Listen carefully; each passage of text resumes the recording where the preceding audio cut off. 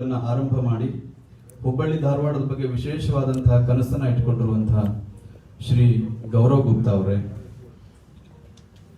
ಶ್ರೀ ಅಜಯ್ ಕುಮಾರ್ ಸಿಂಗ್ ಅವರೇ, ನಮ್ಮ ಈ ಎಲ್ಲ ಚಟುವಟಿಕೆಗಳ ಹಿಂದಿನ ಪ್ರೇರಕ ಶಕ್ತಿ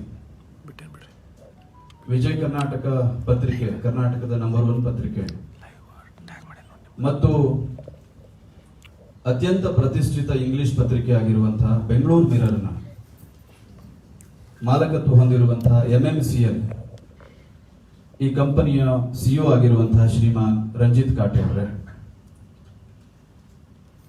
ತಮಗೆಲ್ಲರಿಗೂ ಒಂದು ಅಚ್ಚರಿಯ ಪ್ರಶ್ನೆ ತಮ್ಮೆಲ್ಲರ ಮನಸ್ಸಿನಲ್ಲಿ ಬಹುಶಃ ಇರಬಹುದು ಅಂತ ನಾನು ಅಂದ್ಕೊಂಡಿದ್ದೀನಿ. ಈ ರೀತಿಯ ಕಾರ್ಯಕ್ರಮಗಳನ್ನ ವರದಿ ಮಾಡುವಂತಹ ಪತ್ರಿಕೆ ಈ ಕಾರ್ಯಕ್ರಮಗಳನ್ನ ಯಾಕೆ ನಡೆಸೋದಕ್ಕೆ ಹೊರಟಿದೆ ಅನ್ನುವಂತಹ ಪ್ರಶ್ನೆ ಬಹುಶಃ ತಮ್ಮೆಲ್ಲರ ಮನಸ್ಸಿನಲ್ಲಿ ಇರಬಹುದು ಅಂತ ನಾನು ಅಂದ್ಕೊಂಡಿದ್ದೀನಿ. ಅನೇಕರು ಅನೇಕ ಸಂದರ್ಭಗಳಲ್ಲಿ ಈ ಪ್ರಶ್ನೆಯನ್ನ ಕೇಳಿದ್ದಾರೆ ಕೂಡ ನನಗೆ. ವರದಿಗಾರಿಕೆಯನ್ನ ಬಿಟ್ಟು ಕಾರ್ಯಕ್ರಮದ ಆಯೋಜನೆಯ ಕಡೆಗೆ ಯಾಕೆ ವಿಜಯ ಕರ್ನಾಟಕ ಆಲೋಚನೆಯನ್ನ ಮಾಡ್ತಾ ಇದೆ ಅಂತ. ಕಾಲ ಬದಲಾದ ಹಾಗೆ, ಕಾಲಕ್ಕೆ ತಕ್ಕ ಹಾಗೆ ಯಾರು ಬದಲಾಗೋದಿಲ್ವೋ ಅವರಿಗೆ ಭವಿಷ್ಯ ಇರೋದಿಲ್ಲ. ಒಂದು ಕಾಲದಲ್ಲಿ ಇತ್ತು ಪತ್ರಿಕೆ ಅಂತಂದ್ರೆ ಅದು ಕೇವಲ ವರದಿಗೆ ಅಥವಾ ಸರ್ಕಾರದ ತಪ್ಪುಗಳನ್ನ ಎತ್ತಿ ತೋರಿಸೋದಕ್ಕೆ, ಟೀಕೆ ಮಾಡೋದಕ್ಕೆ, ಅಥವಾ ಸಮಾಜದಲ್ಲಿ ನಡೆಯುವಂತಹ ಅಪರಾಧ ಕೃತ್ಯಗಳನ್ನು, ಯಾವುದೋ ಅಪವಾದಗಳನ್ನು ಅದನ್ನೇ ಎತ್ತಿ ತೋರಿಸಿ ವೈಭವೀಕರಿಸಿ ಇದ್ರ ಬಿಟ್ರೆ ಬೇರೆ ಏನು ಇಲ್ಲ ಅನ್ನುವಂಥ ಒಂದು ವಾತಾವರಣ, ಕೆಲವರಲ್ಲಿ ಹತಾಶೆ, ಕೆಲವರಲ್ಲಿ ಬೇಸರ ಮೂಡಿಸಿದಂತಹ ಇತಿಹಾಸವನ್ನು ಕೂಡ ನಾವು ಕಣ್ಮುಂದೆ ಕಂಡಿದ್ದೇವೆ. ಆದರೆ ವಿಜಯ ಕರ್ನಾಟಕ ಪತ್ರಿಕೆ ಕರ್ನಾಟಕದ ಮಟ್ಟಿಗೆ ಮಾತ್ರ ಅಲ್ಲ, ಇಡೀ ದೇಶದಲ್ಲಿ ಭಾಷಾ ಪತ್ರಿಕೋದ್ಯಮದಲ್ಲಿ ಒಂದು ಕ್ರಾಂತಿಯನ್ನ, ಒಂದು ಐತಿಹಾಸಿಕ ಬದಲಾವಣೆಯನ್ನ ತಂದಿರುವಂತಹ ಪತ್ರಿಕೆ. ನಾವು ಕೇವಲ ಇತಿಹಾಸದ ಕುರಿತಾಗಿ ಹೆಮ್ಮೆಯನ್ನ ಹೊಂದಿದ್ರೆ ಮಾತ್ರ ಸಾಲದು, ಭವಿಷ್ಯವನ್ನು ನಾವೇ ನಿರ್ಮಾಣ ಮಾಡಬೇಕು ಮತ್ತು ಅದರ ನೇತೃತ್ವವನ್ನು ವಹಿಸಿಕೊಳ್ಬೇಕು ಅನ್ನುವಂಥದ್ದು ಕೂಡ ವಿಜಯ ಕರ್ನಾಟಕದ ಸಂಕಲ್ಪ. ಈ ರೀತಿ ಆಲೋಚನೆ ಮಾಡಿದಾಗ ನಾವೆಲ್ಲ ಯುದ್ಧಗಳ ಇತಿಹಾಸವನ್ನ ಕೇಳಿದ್ದೀವಿ, ಪ್ಲೇಗ್ನಂತಹ, ಮಲೇರಿಯಾದಂತಹ ಕಾಯಿಲೆಗಳ ಇತಿಹಾಸವನ್ನು ನಾವೆಲ್ಲ ಕೇಳಿದ್ದೀವಿ, ಓದಿದ್ದೀವಿ.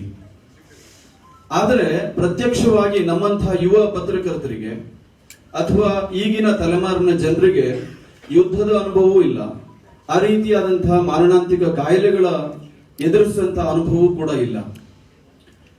ಈ ಸನ್ನಿವೇಶದಲ್ಲಿ ನಮಗೆ ಪ್ರತ್ಯಕ್ಷ ಅನುಭವವನ್ನು ಕೊಟ್ಟಿರುವಂತದ್ದು 10 ತಿಂಗಳ ಹಿಂದೆ ಭಾರತ ಮಾತ್ರ ಅಲ್ಲ, ಇಡೀ ಜಗತ್ತನ್ನ ಕಾಡದಂತಹ ಕೊರೋನಾ ಮಹಾಮಾರಿ. ಈ ಸಂದರ್ಭದಲ್ಲಿ ನಮಗೆ ಗೊತ್ತಿದೆ, ಇಡೀ ಜಗತ್ತು ಸ್ತಬ್ಧ ಆಯಿತು, ಅದಕ್ಕೆ ನಮ್ಮ ದೇಶ ಕೂಡ ಹೊರತಾಗಿರ್ಲಿಲ್ಲ. ಲಾಕ್ಡೌನ್ 1, 2, 3 ಎಲ್ಲ ಆಯಿತು. ಆ ಸಂದರ್ಭದಲ್ಲಿ ದೇಶದ ಪ್ರಧಾನಿಗಳು ಒಂದು ಮಾತನ್ನ ಹೇಳಿದರು, ಎಲ್ಲರೂ ಸ್ತಬ್ಧ ಆಗಬಹುದು, ಆದರೆ ಒಂದು 2-3 ಕ್ಷೇತ್ರದ ಜನರು ಸ್ತಬ್ಧ ಆಗೋದಕ್ಕೆ, ನಿಷ್ಕ್ರಿಯ ಆಗೋದಕ್ಕೆ ಸಾಧ್ಯ ಇಲ್ಲ ಅಂತ. ಯಾರು ಅಂತಂದ್ರೆ ದೇಶವನ್ನ ಕಾಯುವಂತಹ ಸೈನಿಕರು, ದೇಶದ ಜನರನ್ನ ರಕ್ಷಣೆ ಮಾಡುವಂತಹ ಪೊಲೀಸರು ಮತ್ತು ವೈದ್ಯರು. ಹಾಗೇನೆ ನಮಗೆ ಒಂದು ವಿಶೇಷವಾದಂತಹ ಒಂದು ಸ್ಥಾನವನ್ನ ಮಾನ್ಯ ಪ್ರಧಾನಮಂತ್ರಿಗಳು ಕೊಟ್ಟರು. ಮಾಧ್ಯಮ ಕೂಡ ಈ ಕೊರೋನಾ ವಾರಿಯರ್ಗಳ ಲಿಸ್ಟ್ ಅಲ್ಲಿ ಸೇರುತ್ತೆ ಅಂತ ಅವರ ರಾಷ್ಟ್ರವನ್ನು ಉದ್ದೇಶಿಸಿ ಮಾತನಾಡುವಂತಹ ಸಂದರ್ಭದಲ್ಲಿ ಹೇಳಿದರು. ನಾವು ಅದಕ್ಕೂ ಪೂರ್ವದಲ್ಲೇನೆ, ವಿಜಯ ಕರ್ನಾಟಕ ಪತ್ರಿಕೆ ಮಾನ್ಯ ಪ್ರಧಾನಮಂತ್ರಿಗಳು ಉಲ್ಲೇಖ ಮಾಡುವ ಪೂರ್ವದಲ್ಲೇನೆ ಈ ಸಮಾಜದಿಂದ ನಾವು ಪ್ರತ್ಯೇಕವಾಗಿಲ್ಲ, ನಾವು ಕೂಡ ಈ ಸಮಾಜದ ಒಂದು ಭಾಗ. ನಾವು ಹೇಗೆ ಪ್ರಜಾಪ್ರಭುತ್ವದ 4ನೇ ಅಂಗ ಅಂತ ಹೇಳ್ತೀವೋ, ಅದಕ್ಕಿಂತಲೂ ಒಂದು ಹೆಜ್ಜೆ ಮುಂದೆ ಹೋಗಿ ಈ ಜನಜೀವನದ ಭಾಗವೇ ಪತ್ರಿಕೋದ್ಯಮ. ಹಾಗಾದಾಗ ಮಾತ್ರ ನಾವು ಸಮಾಜದ ಬದಲಾವಣೆಯನ್ನ, ಬೆಳವಣಿಗೆಯನ್ನ ಸಾಧಿಸೋದಕ್ಕೆ ಸಾಧ್ಯ. ನಾವು ಪ್ರತ್ಯೇಕವಾಗಿ ನಿಂತಾಗ ನಮಗೆ ಜವಾಬ್ದಾರಿ ಇರಲ್ಲ. ನಾವು ಕೇವಲ ಬೇರೆಯವ್ರ ಬಗ್ಗೆ ನೋಡ್ತಾ ಇರ್ತೀವಿ, ವರದಿ ಮಾಡ್ತಾ ಇರ್ತೀವಿ, ಟೀಕೆ ಮಾಡ್ತಾ ಇರ್ತೀವಿ. ಅದರ ಇಡೀ ಸಮಾಜದ ಜೊತೆ ನಾವು ಒಂದಾದಾಗ ನಮಗೂ ಒಂದು ಜವಾಬ್ದಾರಿಯ, ರೆಸ್ಪಾನ್ಸಿಬಿಲಿಟಿಯ ಕಲ್ಪನೆ ನಮಗೆ ಬರುತ್ತೆ. ಸೊ ಆ ರೆಸ್ಪಾನ್ಸಿಬಿಲಿಟಿಯನ್ನ ನಾವು ಹೊರಬೇಕು ಅಂತ ಅದಕ್ಕೂ ಪೂರ್ವದಲ್ಲೇ ನಾವು ಆಲೋಚನೆಯನ್ನ ಮಾಡಿದ್ವಿ. ಪ್ರಧಾನಿಯವರು ಉಲ್ಲೇಖ ಮಾಡಿದ ನಂತರ ಆ ಜವಾಬ್ದಾರಿಯನ್ನು ಇನ್ನಷ್ಟು ಗಂಭೀರವಾಗಿ, ವಿಶೇಷವಾಗಿ ನಾವು ತೆಗೆದುಕೊಂಡ್ವಿ. ಪರಿಣಾಮವಾಗಿ ನಾವು ಒಂದೇ ಒಂದು ದಿನ ದೇಶದ ಬೇರೆ ಬೇರೆ ಭಾಗದಲ್ಲಿ ಅನೇಕ ಪತ್ರಿಕೆಗಳು ಬಂದಾಗ ಹೋಗಿತ್ತು, ಪಬ್ಲಿಕೇಶನ್ ನಿಂತು ಹೋಗಿತ್ತು, ತಿಂಗಳಾನುಗಟ್ಟಲೆ ನಿಂತಿತ್ತು. ಆದರೆ ಸನ್ಮಾನ್ಯ ನಮ್ಮ ಸಿಇಒ ಅವರ ನೇತೃತ್ವದಲ್ಲಿ ನಾವು ತೀರ್ಮಾನ ಮಾಡಿದ್ವಿ, ವಿಜಯ ಕರ್ನಾಟಕದ ಪಬ್ಲಿಕೇಶನ್ ನಾವು ಯಾವುದೇ ಕಾರಣಕ್ಕೂ ನಿಲ್ಲಿಸಬಾರದು ಅಂತ. ಕೊನೆ ಎಂಥ ಕಷ್ಟವೇ ಬರಲಿ, ಎಂಥ ಸವಾಲೇ ಬರಲಿ, ನಾವು ನಿಲ್ಲಿಸಬಾರದು ಅನ್ನುವಂಥ ತೀರ್ಮಾನವನ್ನು ತೆಗೆದುಕೊಂಡ್ವಿ. ಅನೇಕ ಬೇರೆ ಬೇರೆ ಪಬ್ಲಿಕೇಶನ್ಗಳ ಮುಖ್ಯಸ್ಥರು ನಮ್ಮ ಜೊತೆ ಮಾತಾಡಿ ಇದನ್ನು ನಿಲ್ಲಿಸೋಣ, ಕೆಲವು ದಿವಸ ನಾವೊಂದು 1 ತಿಂಗಳು 2 ತಿಂಗಳು ನಿಲ್ಲಿಸೋಣ, ಬಹಳ ಅಪಾಯಕಾರಿ ಸನ್ನಿವೇಶದಲ್ಲಿ ಇದೀವಿ ಅಂತೇಳಿ ಹೇಳಿದ್ರು. ಆ ಸಂದರ್ಭದಲ್ಲಿ ನೇರವಾಗಿ ನಮ್ಮ ಜೊತೆಗೆ ಮಾತಾಡಿದ್ರು, ನಮ್ಮ ಸಿಇಒ ಜೊತೆ ಮಾತಾಡಿದ್ರು, ನನ್ನ ಜೊತೆ ಮಾತಾಡಿದ್ರು, ನಮ್ಮ ಪ್ರತಿಸ್ಪರ್ಧಿ ಪತ್ರಿಕೋದ್ಯಮದ ಮುಖ್ಯಸ್ಥರು. ಆ ಸಂದರ್ಭದಲ್ಲಿ ನಾವು ಹೇಳಿದ್ವಿ, ನಾವು ಬೆನ್ನು ತೋರಿಸಿ ಆಚೆ ಹೋದ್ರೆ ಈ ಸಮಾಜಕ್ಕೆ ವಿಶ್ವಾಸ ತುಂಬುವಂತ ಇನ್ನೊಂದು ವ್ಯವಸ್ಥೆ ಇರೋದಿಲ್ಲ. ಎಲ್ಲರೂ ಕೂಡ ಭಯದಲ್ಲಿದ್ದಾರೆ. ನಾವು 4 ಗೋಡೆಗಳ ನಡುವೆ ಎಲ್ಲರ ಹಾಗೆ ಬಚ್ಚಿಟ್ಕೊಂಡ್ರೆ ಈ ಸಮಾಜಕ್ಕೆ ದಿಕ್ಕು ತೋರಿಸುವಂತದ್ದು ಬಹಳ ಕಷ್ಟ ಆಗುತ್ತೆ. ಇವತ್ತು ಸರ್ಕಾರ, ಕೇಂದ್ರ ಮತ್ತು ರಾಜ್ಯ ಸರ್ಕಾರ ಹೆಣಗ್ತಾ ಇದೆ. ಎಲ್ಲ ಅಧಿಕಾರಿಗಳು, ಹಿರಿಯ ಅಧಿಕಾರಿಗಳು ಬಹಳ ಕಷ್ಟಪಟ್ಟು ಕೆಲಸವನ್ನ ಮಾಡ್ತಾ ಇದ್ದಾರೆ. ಇವರ ಜೊತೆಗೆ ವಿಶ್ವಾಸ ತುಂಬುವಂತಹ ವೈದ್ಯರಿಗೆ ವಿಶ್ವಾಸ ತುಂಬಬೇಕು, ವೈದ್ಯಕೀಯ ಕಾರ್ಯಕರ್ತರಿಗೆ ವಿಶ್ವಾಸ ತುಂಬಬೇಕು, ನಮ್ಮ ರಕ್ಷಕರಿಗೆ ಅವರಿಗೆ ವಿಶ್ವಾಸವನ್ನು ತುಂಬಬೇಕು. ಪೊಲೀಸರು ಇವತ್ತು ರಸ್ತೆಯಲ್ಲಿ ನಿಂತು ಕೆಲಸ ಮಾಡ್ತಾ ಇದ್ದಾರೆ, ವೈದ್ಯರು ದಾದಿಯರು ಜೀವರಕ್ಷಣೆ ಕೆಲಸದಲ್ಲಿ ನಿಂತ್ಕೊಂಡಿದ್ದಾರೆ. ಅವರ ಜೊತೆಗೆ ನಾವು ವರದಿಯನ್ನ ಮಾಡ್ತಾ, ತಾವೆಲ್ಲ ನೋಡಿದಿರಿ ಆಕ್ಷೇಪ ಇವತ್ತು ಎಲೆಕ್ಟ್ರಾನಿಕ್ ಮಾಧ್ಯಮದ ಮೇಲೆ ಯಾವ ರೀತಿ ಇದೆ ಅನ್ನುವಂಥದ್ದನ್ನ ನಾವು ಪ್ರತ್ಯಕ್ಷವಾಗಿ ಕೇಳಿದಿರಿ. ಬಹುಶಃ ನಿಮ್ಮ ಬಾಯಲ್ಲೂ ಕೂಡ ಆ ಆಕ್ಷೇಪದ ಮಾತುಗಳು ಬಂದಿರೋದಕ್ಕೆ ಸಾಧ್ಯ ಇದೆ. ಆ ಸನ್ನಿವೇಶದಲ್ಲಿ ನಾವು ಪ್ರತಿದಿನವೂ ಈ ಸಮಾಜದ ಪ್ರತಿಯೊಬ್ಬ ಜನರಲ್ಲಿ, ವ್ಯವಸ್ಥೆಯಲ್ಲಿ ಹೇಗೆ ನಾವು ವಿಶ್ವಾಸವನ್ನ ತುಂಬಬಹುದು ಅನ್ನೋದನ್ನ ಯೋಚನೆ ಮಾಡಿ, ಒಂದೇ ಒಂದು ದಿವಸ ನಾವು ನಕಾರಾತ್ಮಕವಾದಂತಹ ಒಂದೇ ಒಂದು ಪದವನ್ನು ಕೂಡ, ನಾನು ಬಹಳ ಹೆಮ್ಮೆಯಿಂದ ಹೇಳ್ತೀನಿ, ವಿಜಯ ಕರ್ನಾಟಕದಲ್ಲಿ ಒಂದೇ ಒಂದು ನಕಾರಾತ್ಮಕ ಸುದ್ದಿಯನ್ನು ನಾವು ಪ್ರಕಟ ಮಾಡಲಿಲ್ಲ. ಅದರ ಪರಿಣಾಮ ಇವತ್ತು ನಾವು ಕಾಣ್ತಾ ಇದ್ದೀವಿ. ಬಹುಶಃ ಹುಬ್ಬಳ್ಳಿಯಲ್ಲಿ ಈ ಕೊರೋನಾ ನಂತರ ಇಷ್ಟು ದೊಡ್ಡ ಸಮಾವೇಶ ಆಗ್ತಾ ಇರೋದು ಇದೇ ಮೊದಲು ಅಂತ ಅಂದ್ಕೊಂಡಿದ್ದೀವಿ. ನಾವು ಬೆಂಗಳೂರಲ್ಲಿ ಈಗಾಗಲೇ 1.5 ತಿಂಗಳ ಹಿಂದೆ ನಾವು ಇಂತಹ ಕಾರ್ಯಕ್ರಮವನ್ನ ಮಾಡಿದ್ವಿ. ಕೊರೋನಾ ಸಂದರ್ಭದಲ್ಲಿ ನಾವು ರೀಬಿಲ್ಡ್ ಕರ್ನಾಟಕ ಅಂತ, ಕರ್ನಾಟಕವನ್ನ ಮರುನಿರ್ಮಾಣವನ್ನ ಮಾಡೋಣ ಅಂತ ಹೇಳಿ ಆನ್ಲೈನ್ ಕಾರ್ಯಕ್ರಮಗಳನ್ನು ನಿರಂತರವಾಗಿ ಮಾಡಿದ್ವಿ. ಮಾನ್ಯ ಸಚಿವರು, ಮಾನ್ಯ ಗೌರವ್ ಗುಪ್ತಾ ಅವರು, ಇವರೆಲ್ಲರೂ ನಮ್ಮ ಕಾರ್ಯಕ್ರಮದಲ್ಲಿ ಭಾಗವಹಿಸಿದ್ವಿ. ಇಡೀ ಕರ್ನಾಟಕದ ಎಲ್ಲ ಕೈಗಾರಿಕೋದ್ಯಮಿಗಳ ಜೊತೆ ನಾವು ಬೆಸಿಬೇಕು ಅಂತ. ಯಾಕೆ ಅಂದ್ರೆ ನಮಗೆ ಜೀವ ಎಷ್ಟು ಮುಖ್ಯನೋ ಆ ಜೀವ ಉಳಿದ ನಂತರದ ಜೀವನ ಕೂಡ ಅಷ್ಟೇ ಮುಖ್ಯ. ನಮಗೆ ಉದ್ಯೋಗ ಇಲ್ಲ, ಆರ್ಥಿಕತೆ ಹದಗೆಟ್ಟು ಹೋಯ್ತು, ಯಾರಿಗೂ ಕೂಡ ಉಣ್ಣೋದಕ್ಕೆ ಅನ್ನ ಇಲ್ಲ, ಇರೋದಕ್ಕೆ ಮನೆ ಇಲ್ಲ, ಉದ್ಯೋಗ ಮಾಡೋದಕ್ಕೆ ವ್ಯವಸ್ಥೆ ಇಲ್ಲ ಅಂತಂದ್ರೆ ಆ ಜೀವನಕ್ಕೆ ಯಾವುದೇ ರೀತಿಯಾದಂತಹ ಬೆಲೆ ಇರೋದಿಲ್ಲ ಅನ್ನೋ ಕಾರಣಕ್ಕೋಸ್ಕರ ಜೀವನವೂ ಇಂಪಾರ್ಟೆಂಟ್ ಅಂತ, ಜೀವನಕ್ಕೂ ಮಹತ್ವ ಇದೆ. ಅದಕ್ಕೋಸ್ಕರ ರೀಬಿಲ್ಡ್ ಕರ್ನಾಟಕ ಮಾಡಿದ್ವಿ.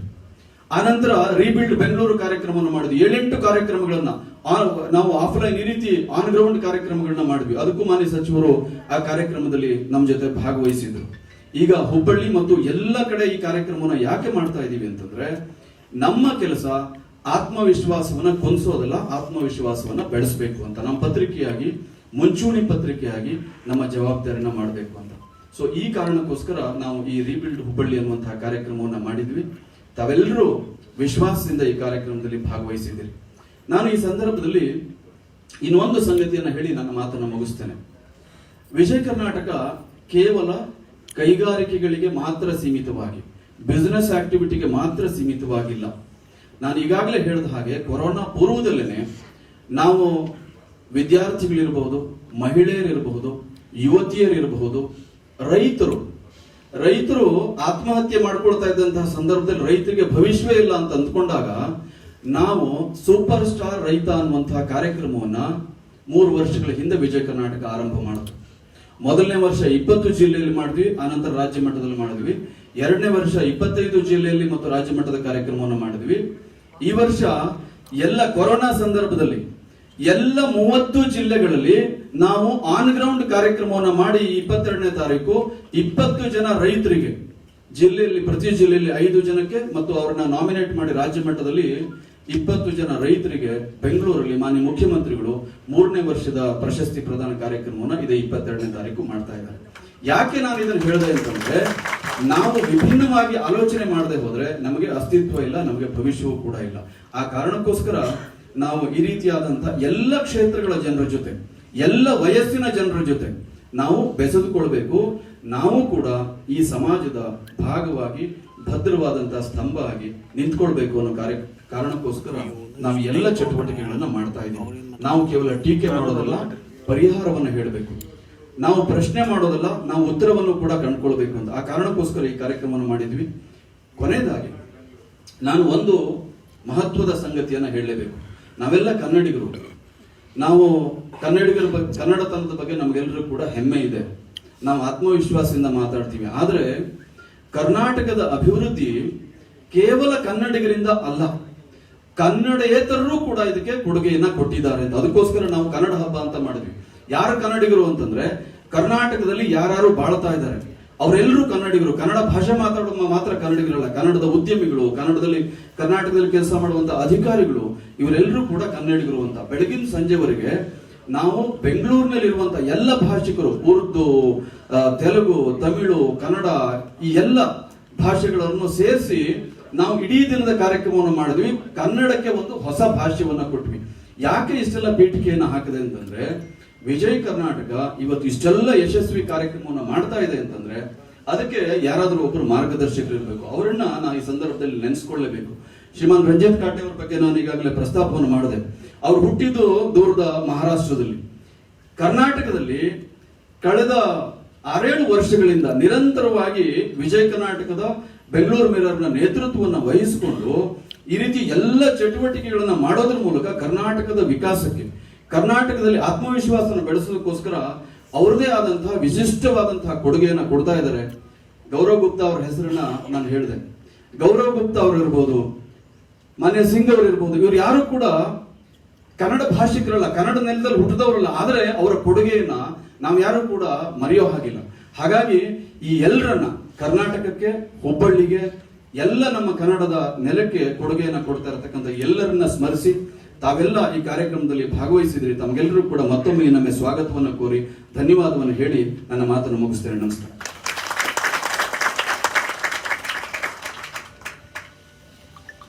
ಧನ್ಯವಾದಗಳು sir.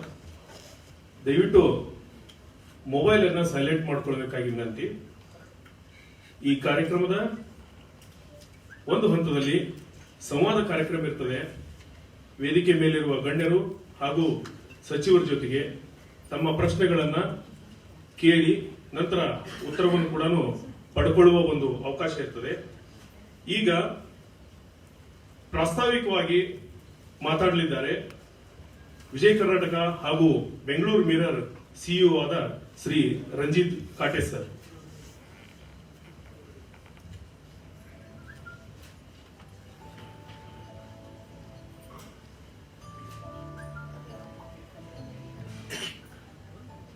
Namaskara. Good morning. Honorable Minister, Shri Jagdish Shettar ji, dignitaries on the dais. Today is Makar Sankranti, festival of harvest. And I'm so happy to see that the cream of Hubballi Dharwad across 3 generations. I'm seeing a young boy sitting slightly impatient, and I can see 2 generations ahead of the young boy. Makar Sankranti, festival of harvest, very old festival. It's interesting if you see over 1,000 years. If I ask you 1,000 years back, who was the richest man in the world? 1,000 years back. The richest man in the world 1,000 years back was Chakravarti Raja, emperor. And what would a Chakravarti Raja do? He will do Ashwamedh Yajna. So you get a white horse, and the white horse with the symbols of the emperor will go around the world and wherever the horse goes, if the local king or the local chief wants to challenge the emperor, then he has to fight him. If he doesn't fight, then his land belongs to the emperor. So 1000 years back or 500 years back, wealth was equal to land. Therefore, the fights were like Mahabharata. Fight was for land. So richest man earlier, Chakravarti, biggest land. Then 100 years back, we found oil under the land, petroleum.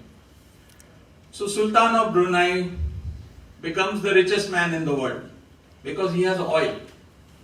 Or if someone else can have gold, diamonds. So mineral reserve. If you have mineral reserve, not land, if you have mineral reserve, then you are the richest man in the world. And then we saw in last 20 years, the definition of the richest man keeps on changing. So from Sultan of Brunei, there was a shift away from land, away from material, infrastructure. and one gentleman in Mexico who had the largest telecom company. So a telecom company person became the richest man in the world. But very soon he lost that throne, and we saw Bill Gates became the richest man in the world. So if you have control over codes, software, then you can become richest man in the world. But even Bill Gates lost the throne, and Amazon founder Jeff Bezos, who is the king of e-commerce. So if you are controlling e-commerce, then you become the richest man in the world. So Jeff Bezos became the richest man in the world with wealth of over $180 billion, which is so many thousand crores. But last month you would have heard that Jeff Bezos also is no longer the richest man in the world. So who's the richest man in the world now? The person who's controlling electric car, Elon Musk. So as you can see, wealth has shifted from land to mineral to software, telecom, e-commerce to now electric. Times of India Group started in Bombay in 1838, 183 years back. And today when we are doing this conference, this focus on Hubballi Dharwad, helping Hubballi Dharwad, helping North Karnataka achieve economic and other potential. Everyone says there is so much potential in North Karnataka. I'm hearing it for a very long time. But I will tell you, I'm coming to Hubballi Dharwad for last 5 years. And I can tell you there is substantial change in Hubballi Dharwad as I can see as an outsider. And I'm happy with the progress. And Times of India Group and Vijay Karnataka, which is the largest newspaper of Karnataka, we are committed to work with aspirational people of Hubballi Dharwad to move up the journey from agriculture, trading, manufacturing to services. That's the ladder: agriculture, trading, manufacturing, services.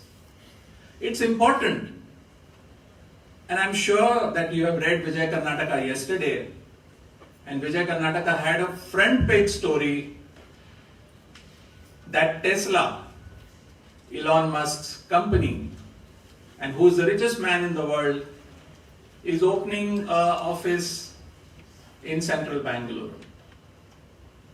So it's very interesting that outside United States, Tesla has selected Namma Bengaluru. So, also, interesting thing happened, Mr. Shettar, that last week there is a direct flight from Bengaluru to San Francisco. So, San Francisco is the Silicon Valley, and Namma Bengaluru is the Silicon Valley of the East. Now, a direct 17-hour flight, courtesy Air India, which connects the two Silicon Valleys of the West and the East. I know this is today Hubballi Dharwad function, but I want to tell you that we have to see the progress of Bengaluru. I think Bengaluru progress is fantastic, and we are thankful to the founder, Kempe Gowda, who 500 years back created a city which he knew maybe will be one of the top metropolises in the world. But what did he do? What was the most important thing Kempe Gowda did? He created a city at a height of 1 kilometer. There are very few metropolises in the world which are at the height of 1 kilometer. At 1 kilometer height, what do you have? You have Mathiran, Mahabaleshwar, Ooty. You only have hill stations. But Kempe Gowda had the vision to say that quality of life is going to be important. And after Kempe Gowda, the colonial government, British government, also focused on Bangalore and created parks and created very high standard of living. So, when we look at Hubballi Dharwad, Vijay Karnataka and Times Group, we would like Hubballi Dharwad to transcend, to go up the journey of agriculture and trading that Hubballi Dharwad is very famous for over hundreds of years. But there are also very good educational institutions, there is so much talent, there is a lot of entrepreneurial energy in North Karnataka, in Hubballi Dharwad. And I'm, on behalf of Times Group and Vijay Karnataka, we promise you that we are really interested in unlocking the potential of Hubballi Dharwad, and all the assets of Times Group, whether it's Vijay Karnataka, available for exploiting the potential and aspirations of Hubballi Dharwad. And today is the beginning, and as my editor Hari Prakash ji said, Vijay Karnataka is focusing on different demographic groups in the state, whether it is farmers or entrepreneurs or women, youngsters, college-going students, and helping them reach their aspirations. So I end by thanking all of you to have come here on Makar Sankranti, an important festival for you. But I think we are doing something for the good of Hubballi Dharwad, and we are very happy that it is a family kind of atmosphere. I know this is a business conference. We're going to talk about how we can make the economy of Hubballi Dharwad go up and meet its aspirations. But at the same time, we have to not forget we are part of a culture, and therefore festivals and family are important part of that culture. So I'm very happy to see a very family kind of atmosphere here. So we look forward to the ideas here, and Bandhu Kulkarni, our editor of Hubballi Edition, and his entire team is always with you, and you are free. If there is good points, tell us. If there is criticism, please tell us. We are bullish on Hubballi Dharwad. Dhanyawad. Thank you sir. ಈಗ ನಮ್ಮ ಈ ಹುಬ್ಬಳ್ಳಿ ಧಾರವಾಡ ಕಟ್ಟೋಣ ಬನ್ನಿ ಅಭಿಯಾನಕ್ಕೆ ಧಾರವಾಡ, ದಾವಣಗೆರೆ ಹಾಗೂ ಸುತ್ತಮುತ್ತ ಎಲ್ಲ ಮುಖ್ಯ ವಾಣಿಜ್ಯ ಕೇಂದ್ರಗಳಿಂದ, ಊರುಗಳಿಂದ ಉದ್ದಿಮೆದಾರರು ಹಾಗೂ ಉದ್ದಿಮೆಯಲ್ಲಿ ಆಸಕ್ತಿ ಇರುವವರು ಬಂದಿದ್ದಾರೆ. ಹುಬ್ಬಳ್ಳಿ ಧಾರವಾಡದ ಎಲ್ಲ ಆಸಕ್ತರು ಕೂಡ ಇಲ್ಲಿ ಬಂದಿದ್ದಾರೆ. ಅವರಿಗೆ ನಾನು ಬೇರೆ ಊರಿಂದ ಬಂದವರಿಗೆ ಹಾಗೂ ಇಲ್ಲಿರೋವರಿಗೂ ಕೂಡ ನಾನು ಸ್ವಾಗತ ಕೋರ್ತೇನೆ. ಈಗ ಉದ್ಘಾಟನೆ ಕಾರ್ಯಕ್ರಮ ನಮ್ಮ ಇಡೀ ಅಭಿಯಾನದ ಮಾರ್ಗದರ್ಶಕರಾದ ಸಚಿವರಾದ ಶ್ರೀ ಜಗದೀಶ್ ಶೆಟ್ಟರ್ ಹಾಗೂ ವೇದಿಕೆ ಮೇಲಿರುವ ಗಣ್ಯರಿಂದ.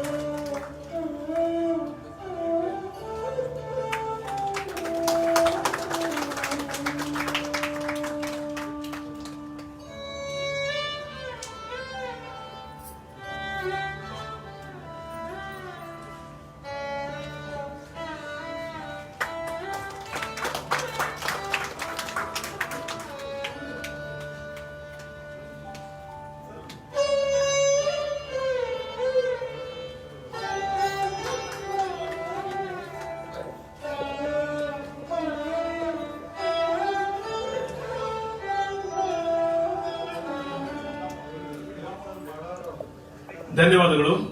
ಈಗ ಹುಬ್ಬಳ್ಳಿ ಧಾರವಾಡ ಕಟ್ಟೋಣ ಬನ್ನಿ ಅಭಿಯಾನ ಅದ್ಭುತವಾಗಿ ಉದ್ಘಾಟನೆಗೊಂಡು ಚಾಲನೆ ಪಡೆಯಿತು. ಈಗ ನಮ್ಮ ಹುಬ್ಬಳ್ಳಿ ಧಾರವಾಡದ ಬಗ್ಗೆ ಒಂದು ವಿಶೇಷ ಸಂಚಿಕೆಯನ್ನ ರೂಪಿಸಿದ್ದೇವೆ.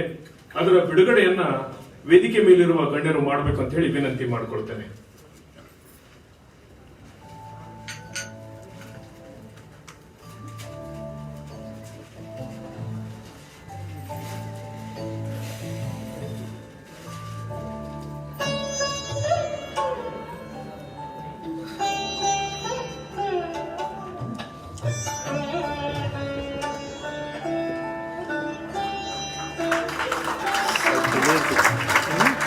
ಡಿಲೇ ಇರ್ತದೆ. ಹೌದು.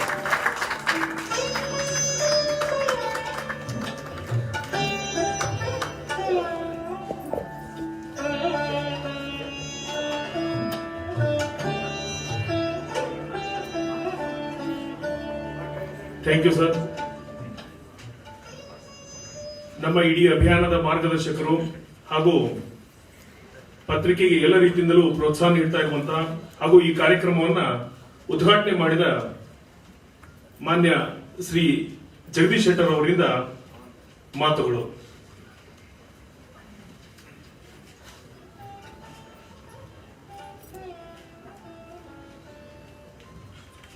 ಎಲ್ಲರಿಗೆ ನಮಸ್ಕಾರ. ಹುಬ್ಬಳ್ಳಿ ಧಾರವಾಡ ಕಟ್ಟೋಣ ಬನ್ನಿ ವಿಜಯ ಕರ್ನಾಟಕ ಅಭಿಯಾನದ ಈ ಕಾರ್ಯಕ್ರಮದಲ್ಲಿ ಮುಖ್ಯ ಅತಿಥಿಗಳಾಗಿ ಆಗಮಿಸಿದಂಥ ವಿಧಾನ ಪರಿಷತ್ತಿನ ಹಿರಿಯ ಸದಸ್ಯರು, ಮಾಜಿ ಸಚಿವರು, ನಮ್ಮೆಲ್ಲರ ಆತ್ಮೀಯರಂತ ಮಾನ್ಯ ಬಸವರಾಜ ಹೊರಟ್ಟಿಯವರೇ, ಕೈಗಾರಿಕಾ ಇಲಾಖೆಯ ಪ್ರಧಾನ ಕಾರ್ಯದರ್ಶಿಗಳಾದಂಥ ACS ಮಾನ್ಯ ಗೌರವ್ ಗುಪ್ತಾ ಅವರೇ, ನೈಋತ್ಯ ರೈಲ್ವೆ ವಲಯ ಜನರಲ್ ಮ್ಯಾನೇಜರ್ ಅಜಯ್ ಕುಮಾರ್ ಸಿಂಗ್ ಅವರೇ, ವಿಜಯ ಕರ್ನಾಟಕ ಬೆಂಗಳೂರು ಮೇಲದ CEO ರಂಜಿತ್ ಕಾಟೆ ಅವರೇ, ಸಂಪಾದಕರಾದ ಹರಿಪ್ರಕಾಶ್ ಕೋಣೆಮನಿ ಅವರೇ, ಬಂಡು ಕುಲಕರ್ಣಿ ಅವರೇ ಮತ್ತು ಇಲ್ಲಿ ಉಪಸ್ಥಿತಿರುವಂತ ಮಹಾನಗರ ಮತ್ತು ಬೇರೆ ಬೇರೆ ಸ್ಥಳಗಳಿಂದ ಬಂದಂಥ ಎಲ್ಲ ನನ್ನ ಆತ್ಮೀಯ ಬಂಧುಗಳೇ, ಸಹೋದರಿಯರೇ, ಆತ್ಮೀಯ ಮಾಧ್ಯಮದ ಮಿತ್ರರೇ, ಬಹಳ ಒಂದು ವಿಶೇಷವಾದಂಥ ಕಾರ್ಯಕ್ರಮ ವಿಜಯ ಕರ್ನಾಟಕ ಪತ್ರಿಕೆ ಮಾಡಿರುವುದು ನಮ್ಮೆಲ್ಲರಿಗೆ ಸಂತೋಷ.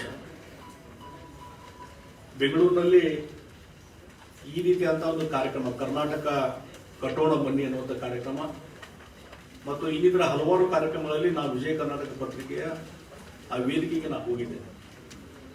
ಬಹಳಷ್ಟು ರಚನಾತ್ಮಕವಾದಂಥ ಕೆಲಸ ಕಾರ್ಯಗಳನ್ನ ಇವತ್ತು ವಿಜಯ ಕರ್ನಾಟಕ ಪತ್ರಿಕೆ ಮಾಡ್ತಾ ಇದೆ. ನಮ್ಮ ಹರಿಪ್ರಕಾಶ್ ಅವರು ಹೇಳಿದಂಗೆ ಒಂದು ಪತ್ರಿಕೆ ಅಂತಂದ್ರೆ ಅದಕ್ಕೊಂದು ಲಕ್ಷ್ಮಣ ರೇಖೆ ಇರ್ತದೆ. ಇದೇ ಆಂಗಲ್ ಮೇಲೆ ಇದೇ ರೀತಿ ನಡ್ಕೋಬೇಕನ್ನುವಂಥದ್ದು ಬಹಳ ವರ್ಷದಿಂದ ನಡ್ಕೊಂಡ್ ಬಂದಂಥದ್ದು. ಆ ಲಕ್ಷ್ಮಣ ರೇಖೆಯನ್ನು ಮೀರಿ ಇವತ್ತು ನಮ್ದು ಇನ್ನೂ ಒಂದಿಷ್ಟು ಬೇರೆ ಕರ್ತವ್ಯಗಳು ಇದಾವೆ ಅನ್ನುವಂಥದ್ದನ್ನ ಇವತ್ತು ತೋರಿಸ್ಕೊಡುವಂತ ಕೆಲಸ ಇವತ್ತು ಯಾರು ಮಾಡಿದ್ರೆ ಅದು ವಿಜಯ ಕರ್ನಾಟಕ ಪತ್ರಿಕೆ ಮಾಡ್ತಾ ಇದೆ ಅನ್ನುವಂಥ. ಯಾಕಂದ್ರೆ ಒಂದು ಕಾನ್ಫಿಡೆನ್ಸ್ ಬಿಲ್ಡಪ್ ಮಾಡುವಂಥದ್ದಿಲ್ಲ, ಬಹಳ ಮುಖ್ಯವಾದಂಥದ್ದು. ಏನು ಕರೋನಾ ಬಂದಂಥ ಸಂದರ್ಭದಲ್ಲಿ ಆಲ್ಮೋಸ್ಟ್ ಒಂದು ಕೊಲ್ಯಾಪ್ಸ್ ಅನ್ನುವಂಥ ಪರಿಸ್ಥಿತಿ ನಿರ್ಮಾಣ ಆಗಿತ್ತು.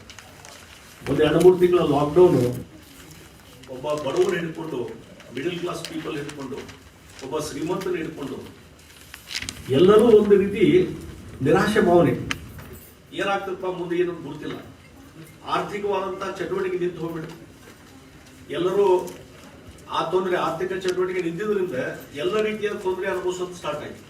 ಕೇವಲ ಜನಸಾಮಾನ್ಯರಿಗೆ ಅಷ್ಟೇ ಅಲ್ಲ, ಸರ್ಕಾರ ನಡೆಸೋದು ಬಹಳ ದುಸ್ತರ ಆಗಿಬಿಡ್ತು. ಸರ್ಕಾರಕ್ಕೂ ರೆವಿನ್ಯೂ ಇಲ್ಲ, ಪಗಾರ, ನಮ್ಮ ಸರ್ಕಾರಿ ನೌಕರರು ಪಗಾರ ಕೊಡ್ಲಿಕ್ಕೆ ಹಣ ಇಲ್ಲ. ಆ ರೀತಿ ಪರಿಸ್ಥಿತಿ ನಿರ್ಮಾಣ ಆದಾಗ ಒಂದು ರೀತಿ ನಿರಾಶೆ ಬರ್ತದೆ. ಆ ನಿರಾಶೆ ಬಂದಾಗ ನಾವಿನ್ನೂ ಪಾಸಿಟಿವ್ ಆಗಿ ಆಕ್ಟ್ ಮಾಡಬೇಕಾಗ್ತದೆ. ಅವ್ರು ಹರಿಪ್ರಕಾಶ್ ಹೇಳಿದಂಗೆ ಕೆಲವು ಪತ್ರಿಕೆಗಳು ಮಾತಾಡಿದ್ರು ಅಂತ ಹೇಳಿದ್ರು ಅವರು. ಯಾಕಂದ್ರೆ ಬಹಳಷ್ಟು ಕಡೆ ಇಂಡಸ್ಟ್ರಿ ನಿಂತು ಹೋಗಿತ್ತು, ಎಲ್ಲವೂ ಆಕ್ಟಿವಿಟೀಸ್ ನಿಂತು ಹೋಗಿತ್ತು, ಪೂರ್ತಿ ರೈಲ್ವೆ ನಿಂತು ಹೋಯಿತು. ರೈಲ್ವೆ ಇವತ್ತು ಇನ್ನೂ ಸ್ಟಾರ್ಟ್ ಆಗಿಲ್ಲ. ಬಸ್ಗಳು ನಿಂತು ಹೋಗ್ಬಿಟ್ಟು ಎಲ್ಲವೂ ನಿಂತು ಹೋಗ್ಬಿಟ್ಟಿತ್ತು. 2-3 ತಿಂಗಳು ನಾವು ಮನೇಲಿ ಇರುವಂತ ಪರಿಸ್ಥಿತಿ ನಿರ್ಮಾಣ ಆಗಿತ್ತು. ಅವಾಗ ಬೆಳಿಗ್ಗೆ ನಮಗೆ ಒಂದೇ ಒಂದು ಸಿಗೋದು ಪತ್ರಿಕೆ. ಪತ್ರಿಕೆ ನಿಲ್ಲಿಲ್ಲ. ಎಲ್ಲ ವ್ಯವಸ್ಥೆ ಸಂಪೂರ್ಣ ಸ್ಟಾಪ್ ತೆಗಿತಾದಾಗ ಒಂದು ಮಾತ್ರ ಹಾಗೆ ನಡೀತಾ ಇತ್ತು, ಅದು ಪತ್ರಿಕೆ. ಅಲ್ಲಿ ಪತ್ರಿಕೆ ಸಿಬ್ಬಂದಿ, ಅಲ್ಲಿ ಎಡಿಟರ್ಸ್ ಟೀಮ್ಗೆ ಎಲ್ಲರಿಗೂ ಪಗಾರ ಕೊಟ್ಟು ನಡೆಸ್ಕೊಂಡು ಹೋಗುವಂಥದ್ದು, ಇವೆಲ್ಲ ಬಹಳ ಕಷ್ಟಕರವಾದಂಥ ಸಂಗತಿ.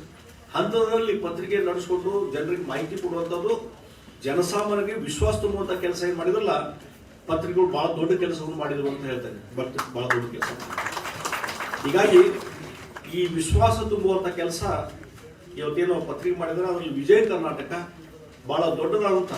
ಯಾಕಂದ್ರೆ ಕೇವಲ ದಿನನಿತ್ಯದ ವ್ಯವಹಾರ ಮಾಡುವಂಥದ್ದು ಬೇರೆ, ಅದನ್ನ ಇವತ್ತು ಪತ್ರಿಕೆಯಲ್ಲಿ ಸುದ್ದಿ ಕೊಡುವಂಥದ್ದು, ಸರ್ಕಾರವನ್ನು ಟೀಕಿಸುವಂಥದ್ದು, ಮತ್ತೊಂದು ಕ್ರೈಮ್ ನ್ಯೂಸ್ ಕವರ್ ಮಾಡುವಂಥದ್ದು, ಇದು ಒಂದು ಕಡೆ. ಆದರೆ ಅದನ್ನು ಹೊರತುಪಡಿಸಿ ಸಮಾಜಕ್ಕೆ ನಮ್ಮಿಂದ ಏನು ಕೊಡುಗೆ, ಸಮಾಜಕ್ಕೆ ನಮ್ಮ ಕಾಂಟ್ರಿಬ್ಯೂಷನ್ ಏನು ಅನ್ನುವಂಥ ರೀತಿಯಲ್ಲಿ ರಚನಾತ್ಮಕ ಕೆಲಸ ಕಾರ್ಯಗಳಿಗೆ ತೊಡಗಿಸುವಂಥದ್ದು ಇನ್ನೊಂದು. ಆ ಕೆಲಸವನ್ನು ಇವತ್ತು ವಿಜಯ ಕರ್ನಾಟಕ ಪತ್ರಿಕೆ ಮಾಡಿದೆ. ಅದಕ್ಕಾಗಿ ನಾವು ಅಪ್ರಿಸಿಯೇಷನ್ ಮಾಡಬೇಕಾಗ್ತದೆ. ಮತ್ತು ಇವತ್ತು ಬೆಂಗಳೂರಲ್ಲಿ ಮಾಡಿದಾಗ ನಾವು ಹರಿಪ್ರಕಾಶ್ ಅವತ್ತೇ ಹೇಳಿದೆ, ನಾವು ಮತ್ತೆ ಇಲ್ಲಿ ಹುಬ್ಳಿಯಾಗ ಮಾಡೋದು ಕರ್ನಾಟಕ ಬರೀ ಬೆಂಗಳೂರಿಗೆ ಮಾತ್ರ ಅಲ್ಲ ಅಂತ ಹೇಳಿದಾಗ ಅವತ್ತು ಹೇಳಿದ್ರು, ಇಲ್ಲ ನಮ್ದು ಆಲೋಚನೆ ಇದೆ, ನೆಕ್ಸ್ಟ್ ಸ್ಟೇಜ್ ನಾವು ಹುಬ್ಳಿಗೆ ಬರ್ತೀವಿ ಅನ್ನೋಂಥ ಮಾತನ್ನು ಹೇಳಿದ್ರು. ಆ ಹಿನ್ನೆಲೆಯಲ್ಲಿ ಇವತ್ತು ಬಂದಿದ್ದಾರೆ, ಮಾಡಿದ್ದಾರೆ, ನಮಗೆಲ್ಲ ಬಹಳ ಖುಷಿ ತಂದಿದೆ ಅನ್ನುವಂಥ ಮಾತನ್ನ ಈ ಸಂದರ್ಭದಲ್ಲಿ ಹೇಳ್ತಾ ಇದ್ದೇನೆ. ಅದಕ್ಕೆ ನನ್ನ ಕಡೆ ನಿಮ್ಮ ಟೀಮ್ ಎಲ್ಲ ಬಂದಾಗ ನಾನು ಹೇಳಿದೆ, ನೋಡಿಪ್ಪ ನಮ್ಮ ಹುಬ್ಳಿ ಧಾರವಾಡ ಬಗ್ಗೆ ಕಾಳಜಿ ತಗೋತಾ ಇದ್ದೀರಿ, ಡೆವಲಪ್ಮೆಂಟ್ ಬಗ್ಗೆ ವಿಚಾರ ಮಾಡ್ತಾ ಇದ್ದೀರಿ, ಕೈಗಾರಿಕಾ ಬೆಳವಣಿಗೆ ಬಗ್ಗೆ ವಿಚಾರ ಮಾಡ್ತಾ ಇದ್ದೀರಿ. ನಾನು ಕೈಗಾರಿಕಾ ಸಚಿವನಾಗಿ, ಜಿಲ್ಲಾ ಉಸ್ತುವಾರಿ ಮಂತ್ರಿಯಾಗಿ ಡೆಫಿನೆಟ್ಲಿ ನಿಮ್ಗೆ ಎಲ್ಲಾ ರೀತಿ ಸಹಕಾರ ಮಾಡ್ತೀನಿ ಅನ್ನುವಂಥ ಮಾತನ್ನು ಹೇಳಿದ್ರು. ಮಾಡ್ರಿ, ನೀವು ನಮ್ಮೆಲ್ಲ ಸಪೋರ್ಟ್ ಇದೆ. ಆ ಹಿನ್ನೆಲೆಯಲ್ಲಿ ಇದನ್ನ ಆಯೋಜನೆ ಮಾಡಿದ್ರಿ, ಬಹಳ ಒಳ್ಳೆಯ ಕೆಲಸವನ್ನು ನೀವು ಮಾಡಿದ್ರಿ. ಆ ಹಿನ್ನೆಲೆಯಲ್ಲಿ ಇವತ್ತಿನ ಒಂದು ಚರ್ಚೆಗೆ ಇಂಬು ಕೊಟ್ಟಿದ್ದೀರಿ. ಇದು ಈ ಭಾಗದ ಒಂದು ಅಭಿವೃದ್ಧಿಗೆ ಒತ್ತು ಕೊಡುವಂತ ಕೆಲಸ ಆಗಲಿ ಅನ್ನುವಂಥ ಮಾತನ್ನ ಈ ಸಂದರ್ಭದಲ್ಲಿ ನಾನು ಹೇಳಿ, ಮತ್ತು ಈಗ ಸಮಯ ಅಭಾವ ಇದೆ, ಮುಂದೆ ನಾನು 1:30 ಮತ್ತೊಂದು ಕಾರ್ಯಕ್ರಮ ಹೋಗುವುದಿದೆ, ನನಗೆ ಗೊತ್ತಿದೆ. ಅದಕ್ಕೆ ನಾನು ಕೆಲವೊಂದು ಪಾಯಿಂಟ್ಸ್ಗೆ ಮಾತ್ರ ಸೀಮಿತವಾಗಿ ವಿಚಾರ ಮಾಡ್ತೀನಿ. ಇನ್ನು ನಮ್ಮ ಹಿಂದೆ ಹಲವಾರು ಹಿರಿಯರು ಮಾತಾಡೋರಿದ್ದಾರೆ. ಒಂದು ನಾನು ಹೇಳ್ತೀನಿ, ಇವತ್ತು ಮಕರ ಸಂಕ್ರಾಂತಿ, ಮಕರ ಸಂಕ್ರಾಂತಿಯ ಶುಭಾಶಯಗಳನ್ನು ಮೊಟ್ಟ ಮೊದಲು ನಿಮಗೆಲ್ಲ ಕೋರ್ತಾ ಇದ್ದೇನೆ. ಮತ್ತು ಮಕರ ಸಂಕ್ರಾಂತಿ ಅಂತಂದ್ರೆ ಅದು ಬದಲಾವಣೆ ಕಾಲ. ಬದಲಾವಣೆ ಕಾಲ. ಅದಕ್ಕಾಗಿ ಹುಬ್ಳಿ ಧಾರವಾಡಕ್ಕೂ ಬದಲಾವಣೆ ಕಾಲ ಬಂದಿದೆ ಅಂತ ಹೇಳ್ತೀನಿ ನಾನು. ಬಂದಿದೆ ಅಂತ ಹೇಳ್ತೀನಿ. ಅದಕ್ಕೆ ಒಂದು ಸಿಹಿ ಸುದ್ದಿಯನ್ನು ನಾನು ಕೊಡ್ತಾ ಇದ್ದೀನಿ. ಯಾಕಂದ್ರೆ ಇಲ್ಲಿವರೆಗೆ ನಾನು ಇಂಡಸ್ಟ್ರಿ ಮಿನಿಸ್ಟರ್ ಆಗಿ ಹಿಂದೆ ಇಲ್ಲೇ ಇದೆ ಡೆನೇಷನ್ ಹೋಟೆಲ್ನಲ್ಲಿ ಫೆಬ್ರವರಿ 14 ನನಗೆ ನೆನಪಿದೆ. ಫೆಬ್ರವರಿ 14 ಬಹಳ ಬೃಹತ್ವಾದಂಥ ಇನ್ವೆಸ್ಟರ್ಸ್ ಮೀಟ್ ಮಾಡಿದೆ ನಾನು. ಬಹುಶಃ ಒಂದು ನಮ್ಮ ಕೈಗಾರಿಕಾ ಇತಿಹಾಸದಲ್ಲಿ ಒಂದು ಇತಿಹಾಸ. ಎಲ್ಲವೂ investors meet, global investors meet ಎಲ್ಲವೂ ಬೆಂಗಳೂರಿಗೆ ಸೀಮಿತ ಇದ್ದಂಥ ಸಂದರ್ಭದಲ್ಲಿ ಫಸ್ಟ್ ಟೈಮ್ ಬೆಂಗಳೂರಿಂದ ಹೊರಗೆ ತಗೊಂಡ್ಬಂದು ಅದು ಹುಬ್ಳಿಯಲ್ಲಿ ಕೇವಲ ಹುಬ್ಳಿ ಧಾರವಾಡ ಸೀಮಿತ ಅಲ್ಲದೆ ಎಂಟೈರ್ ನಾರ್ತ್ ಕರ್ನಾಟಕ ಎಂಟೈರ್ ಸ್ಟೇಟಿಗೆ ಸೀಮಿತವಾದಂಥ ಒಂದು ಇನ್ವೆಸ್ಟರ್ಸ್ ಮೀಟ್ ಅನ್ನು ಇಲ್ಲಿ ಮಾಡಿದೆ. ಬಹಳ ಸಕ್ಸಸ್ಫುಲ್ ಆಯಿತು. ಸಾವಿರಾರು ಜನ ಡೆಲಿಗೇಟ್ಸ್ ಬಂದಿದ್ರು. ಅವತ್ತೇನೋ ಒಂದು ಇನ್ಸ್ಪೈರೇಷನ್ ಆಗ್ತಲ್ಲ, ಅದರಿಂದ ಸಾಕಷ್ಟು ಕೈಗಾರಿಕೆಗಳು ಈಗ ಬದಲಿಗೆ ಚಾಲೂ ಮಾಡಿದಾವೆ. ಇದು ಬಹಳ ಇಂಪಾರ್ಟೆಂಟ್. ಇನ್ಸ್ಪೈರೇಷನ್ ಮಾಡೋದು ಬಹಳ ಇಂಪಾರ್ಟೆಂಟ್. ಆ ಹಿನ್ನೆಲೆಯಲ್ಲಿ ನಾನು ಹೇಳುವಂಥದ್ದು ಅವತ್ತಿಂದ. ಆದರೆ ಏನಾಯ್ತು ನಮ್ಮ ಬ್ಯಾಡ್ ಲಕ್ ಅಂತಂದ್ರೆ ಫೆಬ್ರವರಿ 14 ನಂತರ ಮಾರ್ಚ್ನಿಂದ ಕರೋನಾ ಸ್ಟಾರ್ಟ್ ಆಯ್ತು. ನಾವು ಬಹಳ ಸ್ಪೀಡಾಗಿ ಹೊಟ್ಟಿದ್ವಿ. ಎಲ್ಲೇ ಒಂದು ಕಡೆ ಬ್ರೇಕ್ ಬಿತ್ತು. ಆದರೂ ನಾವು ವಿಚಿತ್ರರಾಗಲಿಲ್ಲ. ನಾವು ನಮ್ಮ ಟೀಮ್ ಗೌರವ್ ಗುಪ್ತಾ ಅವರು, ನಮ್ಮ ಕಮಿಷನರ್ ಕೃಷ್ಣನ್ ಗುಂಜನ್ ಅವರು, ಮತ್ತೆ ಎಂಟೈರ್ ಇಂಡಸ್ಟ್ರಿ ಡಿಪಾರ್ಟ್ಮೆಂಟ್ ನಮ್ಮ ಆಕ್ಟಿವಿಟೀಸ್ ನಾವು ಮುಂದುವರ್ಸಿದ್ವಿ. ಗೌರವ್ ಗುಪ್ತಾ ಅವರು ಪೂರ್ತಿ ಆ ಸಂದರ್ಭದಲ್ಲಿ ಇಂಡಸ್ಟ್ರಿ ಏನೇ ಪ್ರಾಬ್ಲಮ್ಸ್ ಬಂದ್ರೆ ನಾನು ಸಾಲ್ವ್ ಮಾಡಲಿಕ್ಕೆ ಪ್ರಯತ್ನ ಮಾಡುವಂತ ಪ್ರಯತ್ನ ನಡೀತಿತ್ತು. ಎಲ್ಲೇ ಕಡೆ ತೊಂದರೆ ಆದರೆ ಇಂಡಸ್ಟ್ರಿಗೆ ಯಾರೋ ಕಿರುಕುಳ ಕೊಟ್ಟರೆ ಎಲ್ಲವೂ ಪ್ರತಿಯೊಂದು ಅಟೆಂಡ್ ಅವ್ರು ಮಾಡ್ತಾ ಇದ್ರು. ನನಗೆ ಯಾವುದೇ ಕಂಪ್ಲೇಂಟ್ ಬಂದ್ರೆ ಇಮಿಡಿಯೇಟ್ಲಿ ನಾನು ಅವ್ರಿಗೆ ಹೇಳುವಂತ ಕೆಲಸ ಮಾಡ್ತಿದ್ದೆ. ಅದು ಒಂದ್ ಕಡೆ ಸ್ಟಾರ್ಟ್ ಆಯ್ತು. ಹೀಗಾಗಿ ಬಹಳ ಒಂದು ರೀತಿಯಾದ ಕ್ಲಿಷ್ಟಕರ ಒಂದು ಸಮಸ್ಯೆ. ಇನ್ನೇನು ಇನ್ವೆಸ್ಟ್ಮೆಂಟ್ ಬರುದಿಲ್ಲ, ಎಲ್ಲ ಕಂಪ್ಲೀಟ್ ಹೋಯ್ತು. ಅವತ್ತು ಒಂದು ಮಾತನ್ನು ಹೇಳ್ತಿದ್ದೆ ನಾನು, ಏನಂತಂದ್ರೆ ಇವತ್ತು ವಲಸೆ ಕಾರ್ಮಿಕರು, ಅದರಲ್ಲಿ ಸ್ಕಿಲ್ಡ್ ಲೇಬರ್ಸ್ ತಮ್ಮ ನೆಗೆಟಿವ್ ಪ್ಲೇಸಿಗೆ ಹೋಗ್ಬಿಟ್ರು. ರಾಜಸ್ಥಾನಕ್ಕೆ ಹೋದ್ರು, ಗುಜರಾತ್ಗೆ ಹೋದ್ರು, ಬಿಹಾರಕ್ಕೆ ಹೋದ್ರು, ಮತ್ತೊಂದು ಉತ್ತರ ಪ್ರದೇಶಕ್ಕೆ ಹೋದ್ರು. ಅವ್ರು ಬಹಳ ಜನ ಕೇಳ್ತಿದ್ರು, ಹಿಂಗಾದ್ರೆ ಹೆಂಗ್ರಿ ಮತ್ತೆ ವಾಪಸ್ ಬರ್ಲಿಲ್ಲ ಹೆಂಗ ಅಂತ ಹೇಳಿ. ನಾ ಹೇಳಿದೆ, ಇದು temporary phenomena, for time being ಅಷ್ಟೇ ಇದು. ಯಾಕಂದ್ರೆ ಎಲ್ಲರಿಗೂ ಒಂದ್ಸಲ ಏನಿಸ್ತದೆ, ಬಡವರು ಹಿಡ್ಕೊಂಡು ಶ್ರೀಮಂತ ಹಿಡ್ಕೊಂಡು ಈ ಕರೋನಾದಿಂದ ನಾವು ಪಾರಾಗ್ತೀವಿ ಇಲ್ಲ ಗುರ್ತಿಲ್ಲ, ನಾವು ಜೀವಂತ ಉಳಿತೀವಿ ಇಲ್ಲ ಗುರ್ತಿಲ್ಲ. ಅಕಸ್ಮಾತ್ ಸಾಯುವುದಾದ್ರೆ ನಮ್ಮ ಕುಟುಂಬದವ್ರು ಎಲ್ಲದಾರ, ನಮ್ಮ ಫ್ಯಾಮಿಲಿ ಮೆಂಬರ್ಸ್ ಅಲ್ಲಿ ಹೋಗಿ ಸಾಯೋಣಂತೆ, ನಮ್ಮ ಊರಾಗ ಹೋಗಿ ಸಾಯೋಣ ಅಂತ ಹೇಳಿ ಆ ರೀತಿ ಒಂದು ಮೈಂಡ್ ಸೆಟ್ ಬಂತು, ಸೈಕಾಲಜಿ. ಅದಕ್ಕೆ ಇಮಿಡಿಯೇಟ್ಲಿ ತರಾತರಿಂದ ಎಲ್ಲರೂ ಓಡಿ ಹೋಗಿದ್ದ.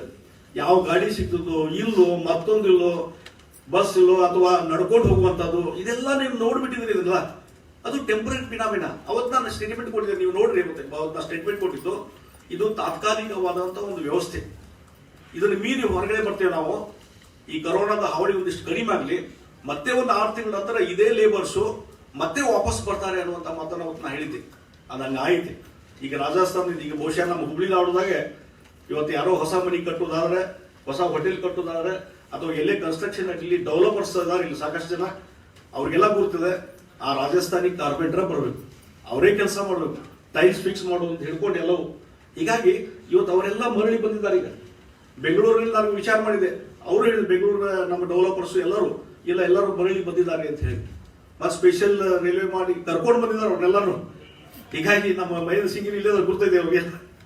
ಹೀಗಾಗಿ ಆ ರೀತಿ ಒಂದು ವ್ಯವಸ್ಥೆ, ಅದರಿಂದ ಪಾರಾಗಿ ಒಂದು ಹೊರಗಡೆ ಬಂದಿದ್ದೇವೆ. ಮತ್ತೊಂದು ರಿಸ್ಟೋರ್ ಆಗ್ತಾ ಇದೆ.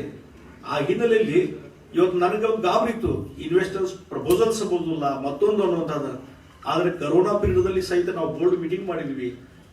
ಇವತ್ತು ಸುಮಾರು 50 ರಿಂದ 60 ಸಾವಿರ ಕೋಟಿಯಷ್ಟು ಇವತ್ತು ಇನ್ವೆಸ್ಟರ್ಸ್ ಪ್ರಪೋಸಲ್ಸ್ ಬಂದು, ಮತ್ತೆ ನಾ ಇನ್ನು ಮುಂದೆ ಅಂಕಿ ಸಂಖ್ಯೆ ಕೊಡ್ತೇನೆ.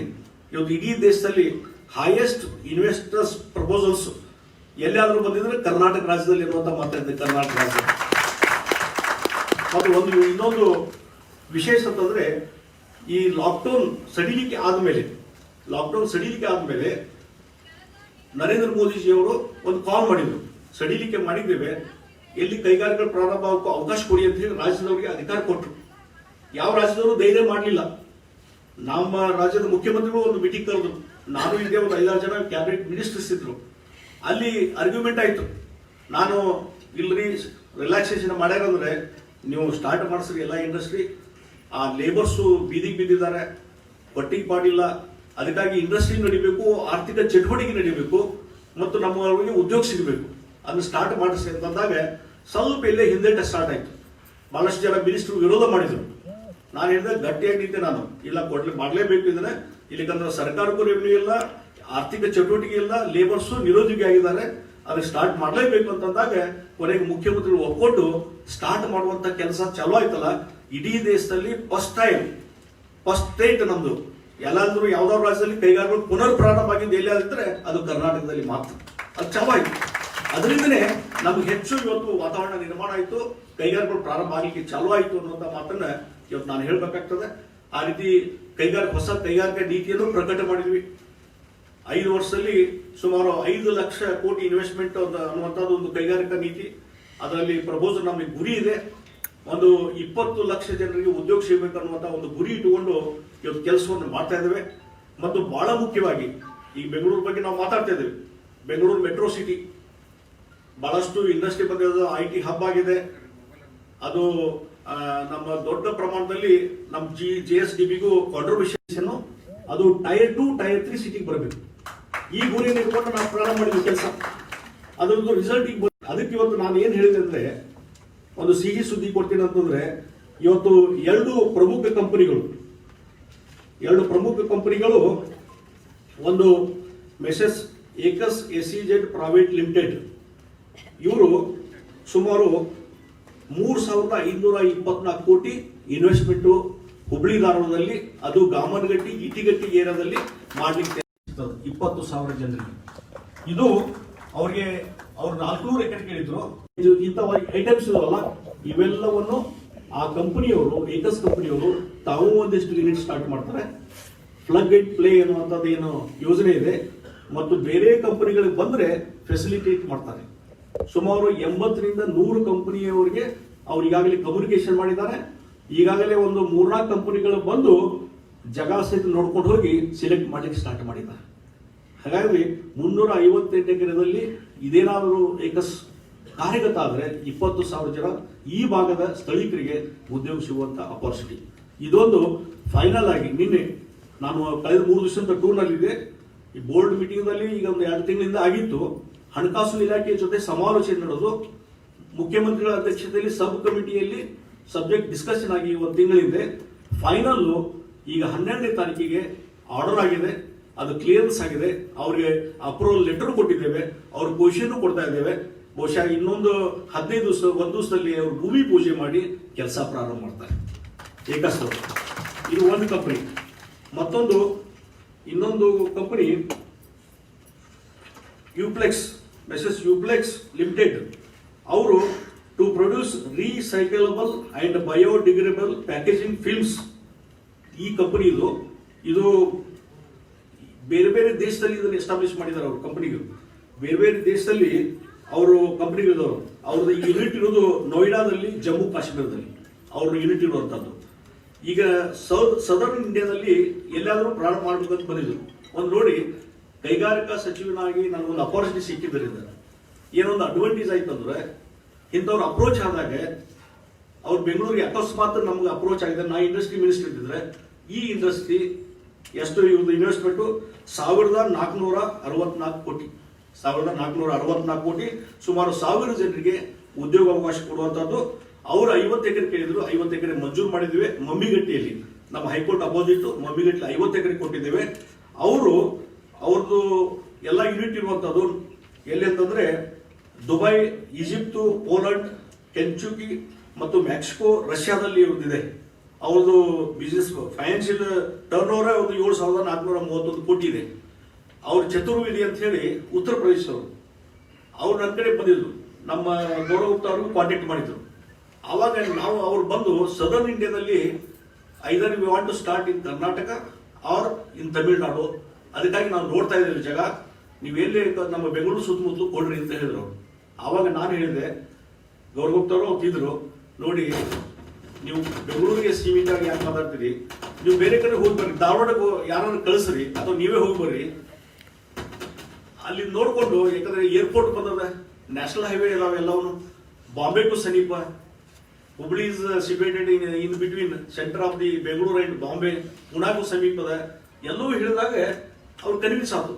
ಜನರಲ್ ಮ್ಯಾನೇಜರ್ ಕಳಿಸಿದ್ರು. ಜನರಲ್ ಮ್ಯಾನೇಜರ್ ನೋಡ್ಕೊಂಡು ಒಂದು ಇನ್ಸ್ಪೆಕ್ಷನ್ ಮಾಡಿಕೊಂಡು ಅವ್ರು ಹೋಗಿ ರಿಪೋರ್ಟ್ ಕೊಟ್ಟರು, ಇಲ್ಲ ಬೆಸ್ಟ್ ಪ್ಲೇಸ್ ಇದೆ, ಒಳ್ಳೇದಿದೆ, ನಮ್ಗೆ ಇದಕ್ಕೆ ಇಂಡಸ್ಟ್ರಿ ಹಾಕ್ಲಿಕ್ಕೆ ಅನ್ನುವಂಥದ್ದು ರಿಪೋರ್ಟ್ ಕೊಟ್ಟ ಮೇಲೆ ತಕ್ಷಣ ಅವರು ಚತುರ್ವೇದಿ ಒಪ್ಕೊಂಡು ನಮ್ಗೆ ಮತ್ತೆ ಕಾಂಟ್ಯಾಕ್ಟ್ ಮಾಡಿ ನಮ್ಗೆ ಆದಷ್ಟು ಬೇಗನೆ ಕ್ಲಿಯರ್ಸ್ ಕೊಡ್ರಿ, ಕೆಲವೊಂದು ಇನ್ಸೆಂಟಿವ್ ಹೇಳಿದ್ರೆ ಕೊಡಿ, ನಾವು ಇಮಿಡಿಯೇಟ್ಲಿ ಸ್ಟಾರ್ಟ್ ಮಾಡ್ತೇವೆ ಅಂತಂದ್ರು. ಅದಕ್ಕೆ ಮೊನ್ನೆ ಅದು 12ನೇ ತಾರೀಕಿಗೆ ಅದು ಕ್ಲಿಯರ್ ಆಗಿದೆ. ಅದು ಸುಮಾರು 1464 ಕೋಟಿ, ಸುಮಾರು 5,000 ಕೋಟಿ ಹೊಸ ವರ್ಷದಲ್ಲಿ ಇವತ್ತು ಹುಬ್ಳಿ ಧಾರವಾಡಕ್ಕೆ ಕೊಡುಗೆ ನಮ್ಮ ಕೈಗಾರಿಕೆ ಇಲಾಖೆ ನಮ್ಮ ಸರ್ಕಾರಕ್ಕೆ ಕೊಡ್ತಾ ಇದ್ದೇವೆ ಅನ್ನುವಂಥ ಮಾತನ್ನ ಈ ಸಂದರ್ಭದಲ್ಲಿ. ಮತ್ತು ಅವರು they are in very much hurry. ಅವರು ಕಳೆದ ಒಂದು ತಿಂಗಳಿಂದ ಬೆನ್ನತ್ತಿದ್ದಾರೆ, ನಾವು ಸಾಯಿಲ್ ಟೆಸ್ಟಿಂಗ್ ಮಾಡ್ತೀವಿ, ಲೋನ್ ಕಬ್ಜಾ ಕೊಡ್ರಿ ಅಂತ ಹೇಳಿ. ಈಗ ಅವರ ಅಪ್ರೂವಲ್ ಫೈನಲ್ ಆಗಿದ್ರಿಂದ ಅವ್ರಿಗೆ ಸಹಿತ ಪೋಷಣೆ ಕೊಡ್ತೇವೆ. ಮೋಸ್ಟ್ಲಿ ಇನ್ನೊಂದು 15 ದಿವಸದಲ್ಲಿ ಅವರು ಎಲ್ಲವೂ ಸ್ಟಾರ್ಟ್ ಮಾಡ್ತಾರೆ ಅನ್ನುವಂಥ ಮಾತನ್ನ ಈ ಸಂದರ್ಭ ಹೇಳ್ತೀನಿ. ಈ ರೀತಿ ಬಹಳ ಮುಖ್ಯವಾಗಿ ಈ ರೀತಿಯಾದಂತ ಕೈಗಾರಿಕೆಗಳು ಬರ್ಲಿಕ್ಕೆ ಚಾಲು ಮಾಡಿದ್ರೆ ಹುಬ್ಳಿ ಧಾರವಾಡದಲ್ಲಿ ಇದೊಂದು ಗೇಮ್ ಚೇಂಜರ್. ಈ ಕೆಲಸ ಇವತ್ತು ಆಗಿದೆ. ಇದ್ರ ಜೊತೆಗೆ ಮತ್ತೆ ಬೇರೆ ಬೇರೆ ಇಂಡಸ್ಟ್ರಿಗಳು ಬರ್ಲಿಕ್ಕೆ ಸಾಧ್ಯತೆ. ಅದಕ್ಕೆ ಈ ರೀತಿಯಾದ ಒಂದು ಒಳ್ಳೆಯ ವಾತಾವರಣ ಇವತ್ತು ಹುಬ್ಳಿ ಧಾರವಾಡದಲ್ಲಿ ಇದ್ದಂಥ ಸಂದರ್ಭದಲ್ಲಿ ಅದಕ್ಕೆ ಪೂರಕವಾಗಿ ನಾವು ಕೆಲಸವನ್ನು ಮಾಡಬೇಕಾಗಿದೆ. ಇವತ್ತು ಇನ್ಫ್ರಾಸ್ಟ್ರಕ್ಚರ್ ಬೆಳೆದ, ಇವತ್ತು ಇನ್ಫ್ರಾಸ್ಟ್ರಕ್ಚರ್ ಬೆಳೀತಾ ಇದೆ. ಏರ್ಪೋರ್ಟ್ ಮೊದಲು ಇರಲಿಲ್ಲ, ಏರ್ಪೋರ್ಟ್ ಆಗಿದೆ. ಅದಕ್ಕೆ ನಾನು ಹಿಂದೆ ರೆವಿನ್ಯೂ ಮಿನಿಸ್ಟರ್ ಇದ್ದಾಗ 600 ಎಕರೆ ಜಮೀನು ಲ್ಯಾಂಡ್ ಅಕ್ವಿಷನ್ ಮಾಡಿದ್ರಿಂದ ಇಮಿಡಿಯೇಟ್ಲಿ ಏರ್ಪೋರ್ಟ್ ಕೇಂದ್ರ ಸರ್ಕಾರ ಅದು ಮಂಜೂರು ಮಾಡಿತ್ತು. ನರೇಂದ್ರ ಮೋದಿ ಅವರ ಕೃಪೆ, ನಮ್ಮ MP ಅವರು ಪ್ರಹ್ಲಾದ್ ಜೋಶಿ ಅವರು ಪ್ರಯತ್ನ ಮಾಡಿದ್ರು. ಅದರಿಂದ ಇವತ್ತು ಹುಬ್ಳಿ ಏರ್ಪೋರ್ಟ್ ಡೆವಲಪ್ ಆಗಿದ್ದರಿಂದ, ಉಡಾನ್ ಯೋಜನೆ ಬಂದಿದ್ದರಿಂದ ಇವತ್ತು ಆಲ್ಮೋಸ್ಟ್ ಮೇಜರ್ ಸಿಟಿಗೆ ಕನೆಕ್ಷನ್ ಸಿಗ್ತಾ ಇದೆ. ಕರೋನಾ ಸಂದರ್ಭದಲ್ಲಿ ಡಿಸ್ಕನೆಕ್ಷನ್ ಆಗಿತ್ತು, ಈಗ ಒಂದೊಂದೇ ಮತ್ತೆ ರೀಸ್ಟಾರ್ಟ್ ಆಗ್ತಾ ಇದ್ದಾವೆ. ಬೆಳಗಾವದಲ್ಲಿ ಏರ್ಪೋರ್ಟ್ ಇದೆ. ಹೀಗಾಗಿ ರೋಡ್ ಕನೆಕ್ಟಿವಿಟಿ ಎಲ್ಲ ಹುಬ್ಳಿ ಧಾರವಾಡ ಕನೆಕ್ಟ್ ಇರುವಂತ ಎಲ್ಲಾ ರಸ್ತೆಗಳು ನ್ಯಾಷನಲ್ ಹೈವೇಸ್, ಎಲ್ಲವೂ ನ್ಯಾಷನಲ್ ಹೈವೇಸ್. ರೈಲ್ವೆ ಕನೆಕ್ಟಿವಿಟಿ ಇದೆ, ರೈಲ್ವೆ ಜೋನಲ್ ಆಫೀಸ್ ಇಲ್ಲಿದೆ, ಮತ್ತು ಎಲ್ಲದಕ್ಕೂ ರೈಲ್ವೆ ಕನೆಕ್ಟಿವಿಟಿ ಎಲ್ಲ ಇದಕ್ಕೆ ಸಿಟಿಗೂ ಇದಾವೆ. ಇದು ಬಹಳ ಇಂಪಾರ್ಟೆಂಟ್ ಆಗಿ ಒಂದು ಹುಬ್ಳಿಯ ನೇಚರ್ ಅನ್ನುವಂಥದ್ದು. ಮತ್ತು ಆಲ್ಮೋಸ್ಟ್ ಮೂಲಭೂತ ಸೌಕರ್ಯ ಇವತ್ತು ಹುಬ್ಳಿ ಧಾರವಾಡದ್ದು ಕುಡಿ ನೀರಿನ ತೊಂದರೆ ಎಷ್ಟಿತ್ತು ನಿಮಗೆಲ್ಲ ಗೊತ್ತಿದೆ. ಈಗ 8 ವರ್ಷದ ಹಿಂದೆ 12 ಡೇಸ್ 13 ಡೇಸ್ ವಾಟರ್ ಸಪ್ಲೈ ಇತ್ತು. ಅದೀಗ 5 ಡೇಸ್ 3 ಡೇಸ್ ಬಂದದ. ಮತ್ತು ಕೆಲವು ವಾರ್ಡ್ಗಳಿಗೆ ಆಲ್ಮೋಸ್ಟ್ 24/7 ಬಂದದ. ಒಂದು 19-20 ವಾರ್ಡ್ಗೆ 24/7 ಬಂದದ. ಹಿಂದೆ ನಾನು ಮುಖ್ಯಮಂತ್ರಿ ಇದ್ದಾಗನೇ 24/7 ಮಂಜೂರಾಯಿತು. ಆದ್ರೆ ಹಿಂದಿನ ಸರ್ಕಾರ ಇದ್ದಾಗ ಆ ಕಾಂಟ್ರಾಕ್ಟರ್ಗೆ ಕ್ಯಾನ್ಸಲ್ ಆಯಿತು.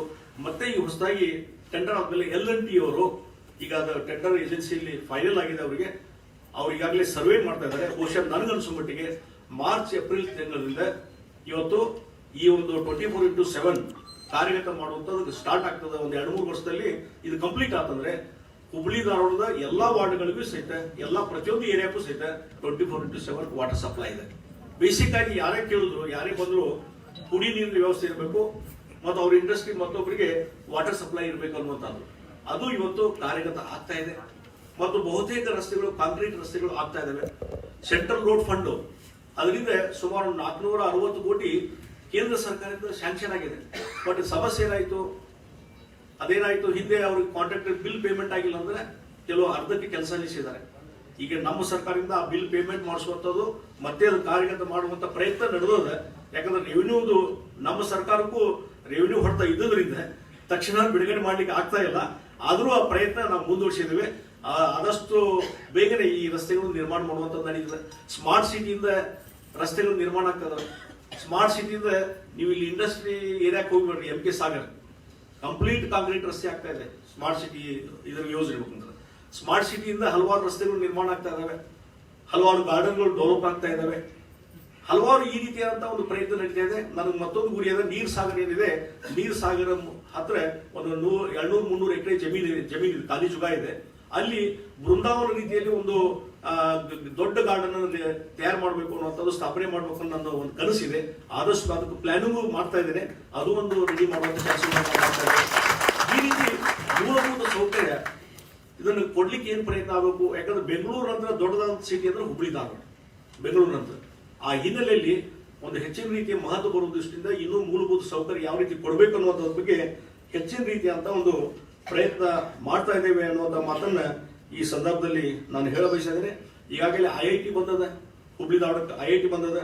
ಮತ್ತು ಇನ್ನೊಂದು ಬಹಳ ಮುಖ್ಯವಾಗಿ ಇವತ್ತು ಈ ಹುಬ್ಳಿ ಧಾರವಾಡ ಎಲ್ಲ ದೃಷ್ಟಿಯಿಂದ ಪರ್ಫೆಕ್ಟ್ ಆದಂತ ಒಂದು ಸಿಟಿ ಆಗಬೇಕು ದೃಷ್ಟಿಯಿಂದ ಒಂದು ಸ್ಪೋರ್ಟ್ಸ್ ಕಾಂಪ್ಲೆಕ್ಸ್ ಬೇಕು ಅನ್ನುವಂಥದ್ದು. ಕೇಂದ್ರ ಸರ್ಕಾರ ಒಂದು 10 ಕೋಟಿ 14 ಕೋಟಿ ಕೊಡ್ತು, ಅದು ಸಾಲೋದು ಅಂತ ಹೇಳಿ ನಮ್ಮ ಸ್ಮಾರ್ಟ್ ಸಿಟಿಯಲ್ಲಿ ಸಹಿತ ಇವತ್ತು ಹಣವನ್ನು ತೆಗೆದು 140 ಕೋಟಿ ಖರ್ಚು ಮಾಡಿ ಒಂದು ಸ್ಪೋರ್ಟ್ಸ್ ಕಾಂಪ್ಲೆಕ್ಸ್ ಮಾಡ್ತಾರೆ. ಸ್ಪೋರ್ಟ್ಸ್ ಕಾಂಪ್ಲೆಕ್ಸ್ ಇದು ಬಹಳ ದೊಡ್ಡದಾದಂತ ಯೋಜನೆ. ಇದು ಬಹುಶಃ ಕರ್ನಾಟಕದಲ್ಲಿ ಬಹಳ ದೊಡ್ಡದಾದಂತ ಒಂದು ಸ್ಪೋರ್ಟ್ಸ್ ಕಾಂಪ್ಲೆಕ್ಸ್ ಆಗ್ತದೆ ಅನ್ನುವಂತ ಮಾತನ್ನ ಈ ಸಂದರ್ಭದಲ್ಲಿ ನಾನು ಹೇಳ ಬಯಸಿದ್ದೇನೆ. ಮತ್ತು ಇನ್ನೊಂದು ಬಹಳ ಮುಖ್ಯವಾಗಿ ಈ ಹುಬ್ಳಿ ಧಾರವಾಡ ಬೈಪಾಸ್ ಅಂತ ಕೇಳ್ತಾರೆ. ಹುಬ್ಳಿ ಧಾರವಾಡ ಬೈಪಾಸ್ ಇವತ್ತು ನಮ್ಮ ಕಬ್ಜಾದಾಗ ಇದ್ರೆ ಇಷ್ಟೊತ್ತಿಗೆ ಯಾವಾಗಲೂ ಡೆವಲಪ್ ಆಗಿತ್ತು. ನಿತಿನ್ ಗಡ್ಕರಿ ಅವರ ಹಣನೂ ಸ್ಯಾಂಕ್ಷನ್ ಮಾಡಿದ, ಅದಕ್ಕೆ ಪ್ರಶ್ನೆನೇ ಇಲ್ಲ. ಆದ್ರೆ ಏನಾಗಿದೆ, ಹಿಂದೆ ಯಾವುದೋ ಒಂದು ಸರ್ಕಾರ ಆ ಅಶೋಕ್ ಕಿಣಿ ಕೂಡ ಒಪ್ಪಂದ ಮಾಡ್ಕೊಂಡು 2024 ಅವ್ರು ಕಬ್ಜಾ ಕೊಟ್ಟಿವಿ ನಾವು. ಆ ಕಬ್ಜಾ ಬಿಡಿಸೋಳಕ್ ಬಂದಿಲ್ಲ ಅಲ್ಲಿವರೆಗೆ. ಅವಾಗ ಅವತ್ತಿನ ಸರ್ಕಾರ ಪ್ಲಾನ್ ಮಾಡಿ 4 ಲೈನ್ ಅವತ್ತ ಮಾಡಿಬಿಟ್ಟಿದ್ರು, ಈ ಸಮಸ್ಯೆ ಇರ್ತಿರ್ಲಿಲ್ಲ. ಆದ್ರೆ ಅವತ್ತು ಆ ವಿಷನ್ ಇರ್ಲಿಲ್ಲ, ಮಾಡಲಿಲ್ಲ. 2 ಲೈನ್ ಮಾಡಿದ್ರು. ಈಗ ಆಕ್ಸಿಡೆಂಟ್ ಮತ್ತೊಂದು ಆಗ್ತಾ ಇದೆ, ರಶ್ ಆಗ್ತಾ ಇದೆ, ಟ್ರಾಫಿಕ್ ಜಾಮ್ ಆಗ್ತಾ ಇದೆ, ಒಪ್ಕೋತೀನಿ ನಾನು. ಆದ್ರೆ 6 ಲೈನ್ ಮಾಡ್ಲಿಕ್ಕೆ ನಿತಿನ್ ಗಡ್ಕರಿ ಯಾವಾಗ ಒಪ್ಕೊಂಡಿದ್ದಾರೆ. ಆದ್ರೆ ಅಶೋಕಿನಿಂದ ಕಬ್ಜಾ ತಗೋಬೇಕಲ್ಲ, 2024 ಬಿಡುದಿಲ್ಲ. ಅದಕ್ಕೆ ನಾವೊಂದು 2 ಸಲ ಕರೆದು ಅಶೋಕ್ ಕಿಣಿಗೆ, ನೋಡಪ್ಪ ಇದು ನಿನ್ನ ಟೋಲ್ ಕಲೆಕ್ಷನ್ ನಾವೇನೋ ತೊಂದರೆ ಕೊಡುದಿಲ್ಲ. ಕೇಂದ್ರ ಸರ್ಕಾರ ಈ ಒಂದು ಬೈಪಾಸ್ 6 ಲೈನ್ ಮಾಡ್ಲಿಕ್ಕೆ ಮಂಜೂರು ಕೊಟ್ಟಿದೆ. ಅದಕ್ಕೆ ನಿಂಗೆ ಈ ವಯಸ್ಸು 70 ಆಗಿದ್ ನಿನಗೆ ಸಾಕಿನ ಬಿದ್ದಾಡೋದು ಮಾಡೋದು ಸರ್ಕಾರ ಕೂಡ ಸ್ವಲ್ಪ ಮಳೆಯನ್ನು ಮಾಡೋ ಹುಬ್ಳಿದವ್ರು ಜನ ಬೈತಾರೆ ನನಗೆ ಅನ್ಕೊಳ್ಳೆ. ಆಯ್ತು ಏನ್ ಮಾಡೋದು ಅಂತ ಹೇಳಿ ಅವ್ರ ಬ್ರದರ್ ಬಂದಿದ್ರು ಶಿವಕುಮಾರ ಏನಿ ಅಂತ ಹೇಳಿ ಬಂದು, ಸರ್ ನೀವು ಏನ್ ಹೆಲ್ಪ್ ಬೇಕು ಹೇಳ್ರಿ ಅಂದ್ಕೊಳ್ಳೆ. ನಾವು ಒಂದೇ ಹೇಳಿದೆ, ನಾವು ಟೆಂಡರ್ ತೆಗಿತೀವಿ. ಟೆಂಡರ್ ಕರೆದಾಗ ಬೇಕಾದ್ರೆ ನೀವೇ ಕೆಲಸ ಹೇಳಿರಿ, ನೀವೇ ಮಾಡಿ, ನಮ್ದೇನ್ ತಕರಾಗಿಲ್ಲ. ಆದ್ರೆ ಅಕಸ್ಮಾತ್ ನೀ ತೋಳದೆ ಬೇರೆಯವರು ಟೆಂಡರ್ ಹಾಕಿ ಬೇರೆಯವ್ರಿಗೆ ಏಜೆನ್ಸಿ ಫಿಕ್ಸ್ ಆದ್ರೆ ನಿನ್ನ ಸಹಕಾರ ಬೇಕು. ನಿನ್ನ ವೆಹಿಕಲ್ ಮೂವ್ಮೆಂಟ್ಗೆ ನಾವು ಏನೂ ತೊಂದರೆ ಮಾಡೋದಿಲ್ಲ. ಈಗ ಅಕ್ಕಪಕ್ಕದಲ್ಲಿ ಜಾಗ ಇದೆ 6 ಲೈನ್ ಮಾಡ್ಲಿಕ್ಕೆ, ಅಲ್ಲಿ ನಾವು ಕನ್ಸ್ಟ್ರಕ್ಷನ್ ಮಾಡ್ತೀವಿ. ನಿಂದ 2024 ಮುಗಿದ ಮೇಲೆ 6 ಲೈನ್ ರೆಡಿ ಆಗಿರ್ಬೇಕು. ಅದಕ್ಕೆ ಸೈಮಲ್ಟೇನಿಯಸ್ಲಿ ನಡಿಬೇಕು. ಅದಂತಂದಾಗ ನೀನು ಒಂದು ಕನ್ಸೆಂಟ್ ಲೆಟರ್ ಬೇಕು ಅಂತ ಹೇಳಿ ಅಶೋಕ್ ನೀವು ಹೇಳಿದ್ರು. ನೀನು ಒಂದು ಕನ್ಸೆಂಟ್ ಲೆಟರ್ ಬೇಕಂತ ಕೂಡ ಅವರೆಲ್ಲ ವಿಚಾರ ಮಾಡಿಕೊಂಡು ಈಗ ಒಂದು ಕನ್ಸೆಂಟ್ ಲೆಟರ್ ಕೊಟ್ಟಿದ್ದಾರೆ. ಅವರು ನೀವು ಕೆಲಸ ಮಾಡಬಹುದು, ಟೆಂಡರ್ ತೆಗಿಬಹುದು ಅಂತ ಹೇಳಿ ಅದರ ಆಧಾರ ಮೇಲೆ ಈಗ ಟೆಂಡರ್ ಪ್ರೊಸೆಸ್ ನಡೀತಾ ಇದೆ. ಅದಾದಂದ್ರೆ ಅದು ವರ್ಕ್ ನಾವು ಸೈಮಲ್ಟೇನಿಯಸ್ಲಿ ಚಾಲೂ ಮಾಡ್ತೀವಿ ಅನ್ನುವಂತ ಮಾತನ್ನ ಹೇಳ್ತೀನಿ. ಹೀಗಾಗಿ ಇವತ್ತು ನಮ್ಮ ಕೈಯಾಗಿದ್ರೆ ನಾವ್ ಏನೋ ಮಾಡ್ಬೋದು. ನಮ್ಮ ಕೈಯಾಗಿಲ್ಲದಕ್ಕೆ ಟೀಕೆ ಟಿಪ್ಪೆಗಳು ಬರ್ತಾವ. ಏನ್ರಿ ಸುಮ್ ಕೂತಿಲ್ಲ, ನಾವು ಪ್ರಯತ್ನ ಮಾಡ್ತಾ ಇದ್ದೇವೆ. ನಮ್ಮ ಕೋಶನ್ ತೆಗೆದು ಎಷ್ಟೋ ಯಾವಾಗ ಮಾಡಿಬಿಡ್ತಿದ್ವಿ. ಹೀಗಾಗಿ ಇದು ಒಂದು ಕಡೆ ಅದೊಂದು ಡೆವಲಪ್ ಆಗ್ತಂದ್ರೆ, ಯಾಕಂದ್ರೆ ಎಲ್ಲ ಕಡೆ 6 ಲೈನ್ ಬರ್ತಾ ಇದಾವೆ. ಇಲ್ಲಿಂದ ಬೆಳಗಾವಿಗೆ ಹೋಗೋ 6 ಲೈನು, ಆಮೇಲೆ ಹಾವೇರಿಯಿಂದ ಬಂದಾಗ 6 ಲೈನು, ಎಲ್ಲಾ ಕಡೆ ಇದ್ದಾಗ ಇದೊಂದು ಬಾಟಲ್ ನೆಕ್ ಆಗಿದೆ. ಆ ದೃಷ್ಟಿಯಿಂದ ಅದನ್ನು ಸಹಿತ ಆದಷ್ಟು ಬೇಗ ಚಾಲೂ ಮಾಡ್ಲಿಕ್ಕೆ ಏನ್ ಪ್ರಯತ್ನ ಮಾಡಬೇಕು. ಮತ್ತು ಬಹುಶಃ ನನಗನ್ಸ್ಬಿಟ್ಟಿಗೆ ಈಗ ಫ್ಲೈಓವರ್ದು ನಾಳೆ ಭೂಮಿ ಪೂಜೆ ಇದೆ. ಅದಕ್ಕೂ ಒಂದು ಚಾಲನೆ ಕೊಡ್ತೀವಿ ನಾವು. ಪ್ರಹ್ಲಾದ್ ಜೋಶಿ ಅವರು ಈ ನಾಳೆ ಕಾರ್ಯಕ್ರಮ ಫಿಕ್ಸ್ ಮಾಡಿದ್ದೇವೆ, ಅದು ಒಂದು ಚಾಲನೆ ಕೊಡ್ತೀವಿ. ಅದು ಒಂದು ಕಡೆ ಒಂದು ಟ್ರಾಫಿಕ್ ಎಲ್ಲ ಕಂಟ್ರೋಲ್ ತಗೊಳ್ಳಿಕ್ಕೆ. ಮತ್ತು ಇನ್ನೊಂದು ಈಗೇನು ನಮ್ಮ ಬಿಜಾಪುರ ರಸ್ತೆಯಿಂದ ಗದಗ ರಸ್ತೆಯಿಂದ ನಮ್ಮ ಗಬ್ಬೂರು ಬೆಣ್ಣಾಳ ಹಾವೇರಿ ಕಡೆ ಹೋಗುವಂತದ್ದು ಬೆಂಗಳೂರಿಗೆ, ಅಲ್ಲಿಂದ ಕಾರವಾರ ರಸ್ತೆ, ಇವು ಎಲ್ಲಾ ರಸ್ತೆ ಈ ಬೈಪಾಸ್ ಇಂದ ಕನೆಕ್ಟ್ ಆಗ್ತಾವ. ರಿಂಗ್ ರೋಡ್ ಬಂದ್ಬಿಟ್ಟಿದೆ ಅಲ್ಲಿ ಹೊರಗಡೆ. ಅದು ಇನ್ನೊಂದು 5-6 ತಿಂಗಳಿಗೆ ಅದು ಕಂಪ್ಲೀಟ್ ಆಗ್ತಂದ್ರೆ ಮೋಸ್ಟ್ಲಿ 50% ಟ್ರಾಫಿಕ್ ಐಲಾಡದ್ದು ಟ್ರಾಫಿಕ್ ಕಡಿಮೆ ಆಗ್ತದೆ. 50%. ಆದ್ರೂ ಫ್ಲೈಓವರ್ ಅವಶ್ಯಕತೆ ಇನ್ನೊಂದು 10 ವರ್ಷ ಯಾವಾಗಲೂ ಬೇಕೇ ಬೇಕು. ಆ ಫ್ಲೈಓವರ್ದು ಭೂಮಿ ಪೂಜೆ ನಾಳೆ ಮಾಡ್ತೇವೆ. ಈ ರೀತಿ ಒಂದು ಮೂಲಭೂತ ಸೌಕರ್ಯ ವಿಸ್ತರಣೆ ಮಾಡ್ಲಿಕ್ಕೆ ಏನ್ ಪ್ರಯತ್ನ ಆಗಬೇಕು. ಇವತ್ತು ನಾವಾಗ್ಲಿ, ನಮ್ಮ ಲೋಕಸಭಾ ಸದಸ್ಯರಾಗ್ಲಿ, ಉಳಿದ ಜನಪ್ರತಿನಿಧಿಗಳು, ಅದು ಯಾವುದೇ ಪಾರ್ಟಿಗಳು ಇರ್ಬೋದು. ಈಗ ಹೊರಟಿಯವರು ಯಾವಾಗಲೂ ಹೇಳ್ತಾರೆ, ನೀವು ಡೆವಲಪ್ಮೆಂಟು ಮತ್ತೊಂದು ಕೆಲಸ ಮಾಡ್ರಿ. ಯಾವುದೇ ಸರ್ಕಾರ ಇರಲಿ, ಯಾವುದೇ ಪಾರ್ಟಿ ಇರಲಿ, ನಮ್ಗೆ ಸಂಪೂರ್ಣವಾದಂತಹ ಬೆಂಬಲ ಇದೆ ಅಂತ ಯಾವಾಗಲೂ ಓಪನ್ ಆಗಿ ಹೇಳ್ತಾರೆ ಹೊರಟಿಯವರು. ಆ ರೀತಿ ಒಂದು ಜನಪ್ರತಿನಿಧಿಗಳ ಒಂದು ಮೈಂಡ್ ಸೆಟ್ ಇರುವಾಗ ನಾವೆಲ್ಲರೂ ಕೂಡಿಕೊಂಡು ಕೆಲಸ ಅಭಿವೃದ್ಧಿಗೆ, ಚುನಾವಣೆ ಬಂದಾಗ ರಾಜಕಾರಣ ಮತ್ತೊಂದು, ಈ ಅಭಿವೃದ್ಧಿ ದೃಷ್ಟಿಯಿಂದ ಎಲ್ಲರೂ ಕೂಡಿ ಎಲ್ಲ ಜನರು ಕೂಡಿ ಕೆಲಸ ಮಾಡಿದಾಗ ನಮ್ಮೂರು ಡೆವಲಪ್ ಆಗ್ಲಿಕ್ಕೆ ಸಾಧ್ಯ. ಆ ಕೆಲಸವನ್ನು ಈಗ ನಾವು ಮಾಡ್ತಾ ಇದ್ದೇವೆ ಅನ್ನುವಂಥ ಮಾತನ್ನ ಈ ಸಂದರ್ಭದಲ್ಲಿ ಹೇಳ್ತೀನಿ. ಹೀಗಾಗಿ ಇವತ್ತು ಏನೇನು ಇದಾವೆ ಅದನ್ನು ಕೆಲಸವನ್ನು ಮಾಡೋಣ ಅನ್ನುವಂಥ ಮಾತನ್ನು ಹೇಳಿ, ಇದರ ಜೊತೆಗೆ ಇನ್ನೊಂದು ಬಹಳ ಪ್ರಮುಖವಾಗಿ ಇವತ್ತು ನಾವು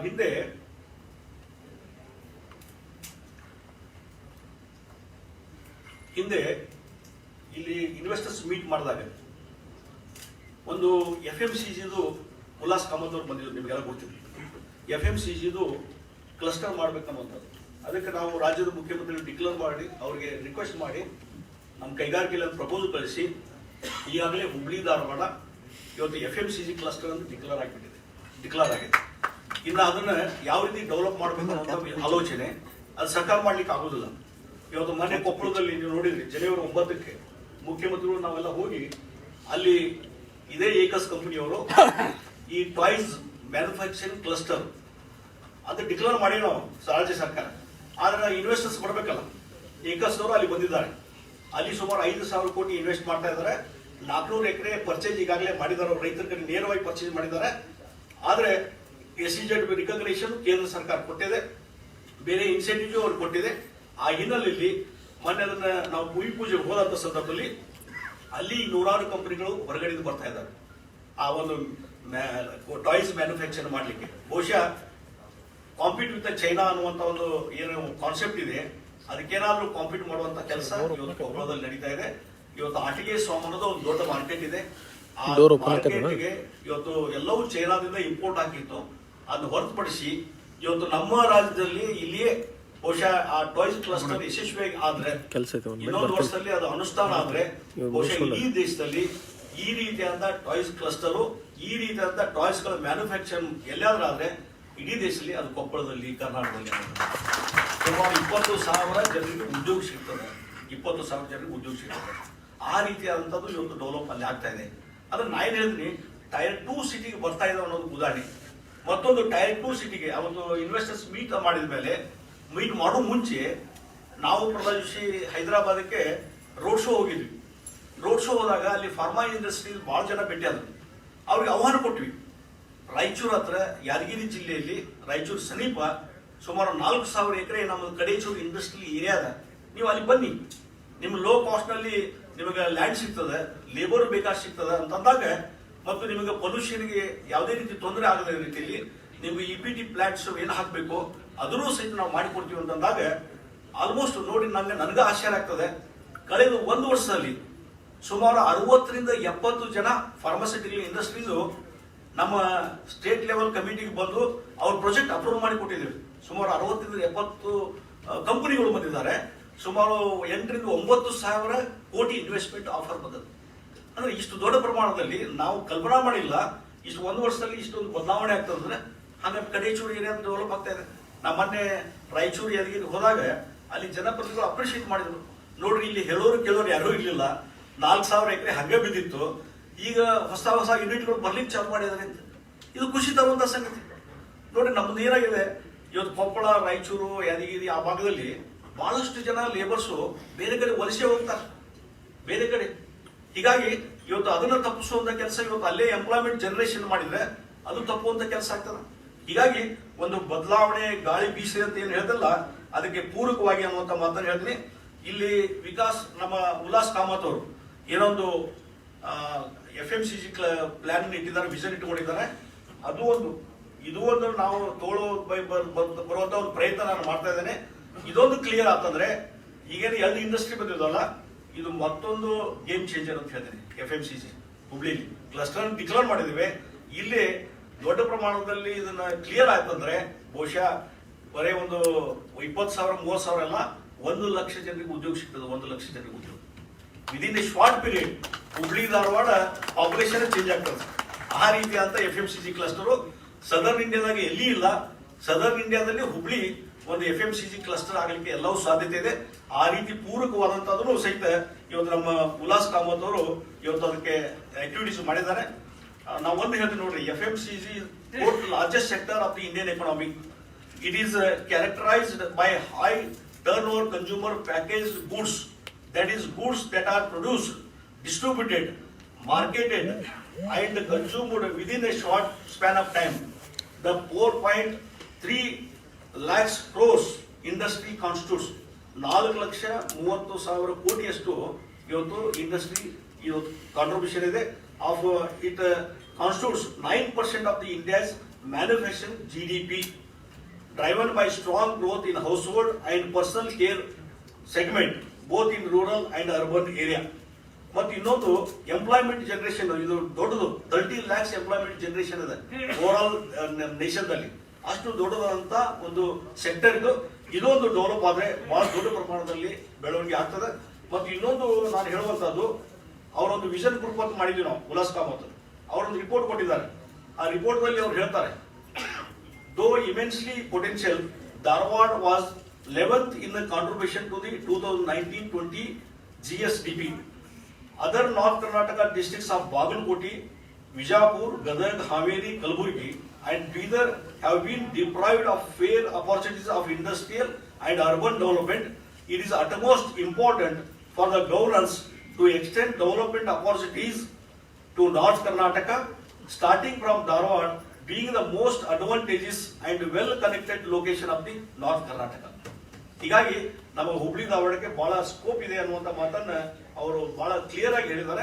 ಆ ಹಿನ್ನೆಲೆಯಲ್ಲಿ ಇವತ್ತು FMCG ಕ್ಲಸ್ಟರ್ನ ಇನ್ ಡೆವಲಪ್ ಮಾಡಲಿಕ್ಕೆ ಒಂದು ಪ್ರಯತ್ನ ನಡೀತಾ ಇದೆ. ಈಗಾಗಲೇ ಪ್ರಪೋಸಲ್ ಪುಟಪ್ ಮಾಡಿದ್ದಾರೆ, ಹಣಕಾಸು ಇಲಾಖೆಗೆ ಹೋಗಿದೆ. ಅದನ್ನು ಈ ರೀತಿ ಒಂದಿಷ್ಟು ಹೆಚ್ಚಿನ ರೀತಿಯಾದ ಡಿಸ್ಕಷನ್ ಮಾಡಿ ಆದಷ್ಟು ಬೇಗನೆ ಕ್ಲಿಯರ್ ಮಾಡುವಂತ ಕೆಲಸವನ್ನ ನಾವು ಮಾಡ್ತೀವಿ ಅನ್ನುವಂಥ ಮಾತನ್ನ ಈ ಸಂದರ್ಭದಲ್ಲಿ ಹೇಳಿ, ಇನ್ನೂ ಮಾತಾಡುವಂಥದ್ದು ಸಾಕಷ್ಟು ವಿಚಾರ ಇದಾವೆ, ಮತ್ತೊಮ್ಮೆ ಮಾತಾಡೋಣಂತೆ. ಈಗ ವಿಜಯ ಕರ್ನಾಟಕದವರು ಇದೇನು ಅಭಿಯಾನ ಪ್ರಾರಂಭ ಮಾಡಿದ್ದಾರೆ, ಇದಕ್ಕೆ ಎಲ್ಲಾ ರೀತಿಯಾದಂತಹ ಒಂದು ಎನ್ಕರೇಜ್ಮೆಂಟ್ ಮತ್ತು ಇದಕ್ಕೆ ಹೆಚ್ಚಿನ ಒತ್ತನ್ನು ಕೊಡುವಂತ ಕೆಲಸವನ್ನು ಮಾಡೋಣ.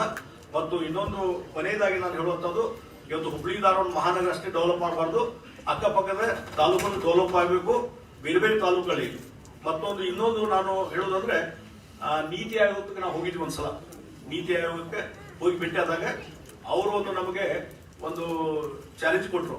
ನೀವು 4-5 ದಿವಸ, ಯಾಕಂದ್ರೆ ನೀವು ಅಕ್ವೈರ್ ಮಾಡಿ ಭೂ ಸ್ವಾಧೀನ ಮಾಡಿಕೊಟ್ರೆ ನಾವು ಕೇಂದ್ರ ಸರ್ಕಾರದಿಂದಲೇ ಅದಕ್ಕೆ ಹೆಚ್ಚಿನ ರೀತಿಯಂತ ನೆರವು ಕೊಡ್ತೀವಿ ಅನ್ನುವಂತ ಮಾತನ್ನ ನೀತಿ ಆಯೋಗದವರು ಹೇಳಿದ್ರಿಂದ ಈಗಾಗಲೇ ಆ ಪ್ರೊಸೆಸ್ ನಡೀತಾ ಇದೆ. ಇವತ್ತು ಧಾರವಾಡ ಜಿಲ್ಲೆಯಲ್ಲಿ ಕೆಲವು ಸ್ಥಳಗಳಲ್ಲಿ ಇವತ್ತು 4,000 to 5,000 ಎಕರೆ ಜಮೀನು ಇನ್ ಫ್ಯೂಚರ್ ಇಂಡಸ್ಟ್ರಿ ಬರಲಿಕ್ಕೆ ಆ ಪ್ರಯತ್ನ ನಡೀತಾ ಇದೆ. ಅದು ಒಂದು ಪ್ರೊಸೆಸ್ ನಡೀತಾ ಇದೆ. ಹೀಗಾಗಿ ಇವೆಲ್ಲ ಮತ್ತು ಇದರ ಜೊತೆಗೆ ಇಡೀ ಧಾರವಾಡ ಜಿಲ್ಲೆ ಜಲಧಾರೆ ಅನ್ನುವಂಥ ಯೋಜನೆ ಮುಖಾಂತರ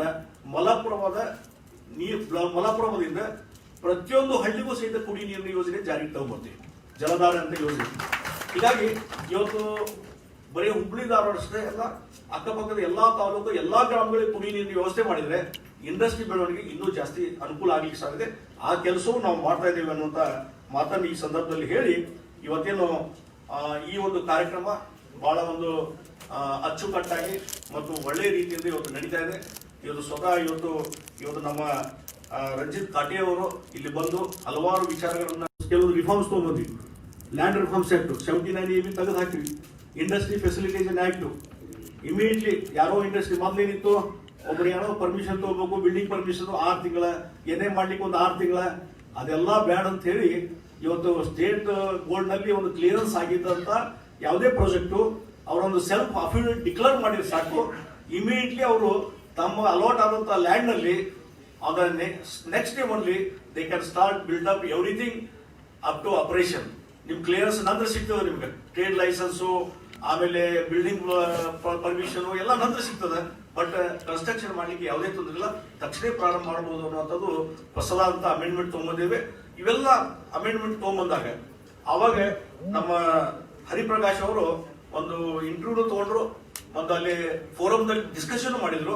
ಅದು ಲ್ಯಾಂಡ್ ರಿಫಾರ್ಮ್ಸ್ ಆಕ್ಟ್ ಬಗ್ಗೆ ಬಹಳಷ್ಟು ಚರ್ಚೆಗಳು ಆಗಿದ್ರಿಂದ ಇವತ್ತು ಅದರಿಂದ ಬೆನಿಫಿಟ್ ಏನಾಗಿದೆ ಅನ್ನೋದು ಎಲ್ಲರಿಗೂ ಗೊತ್ತಾಗ್ತದೆ. ಯಾವ ರಿಸ್ಟ್ರಿಕ್ಷನ್ ಭೂಮಿ ತೆಗೆದುಕೊಳ್ಳೋಕೆ ಯಾವ ರಿಸ್ಟ್ರಿಕ್ಷನ್ ಅಕ್ಕಪಕ್ಕದ ರಾಜ್ಯದಲ್ಲಿ ಇಲ್ಲ.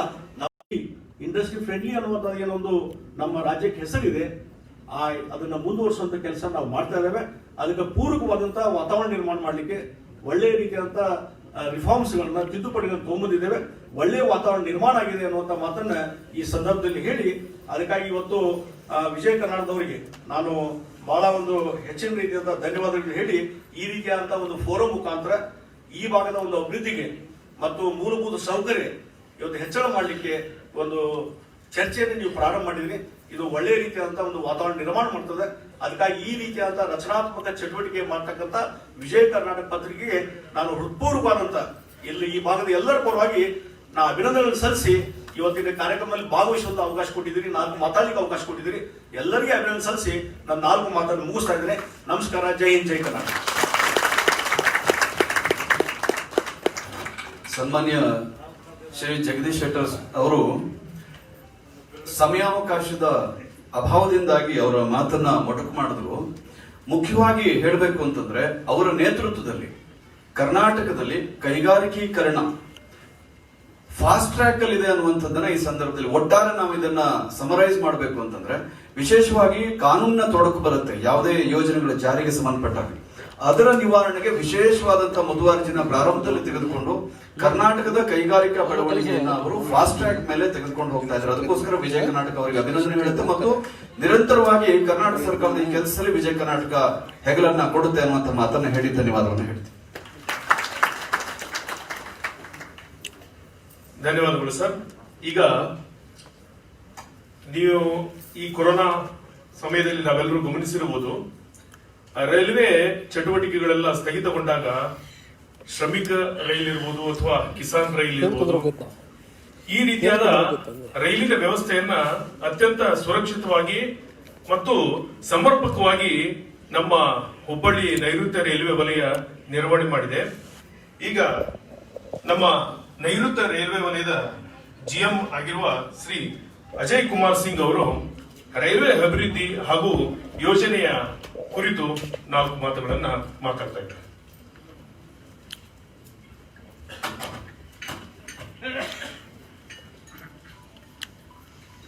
Interaction ಇಲ್ಲ.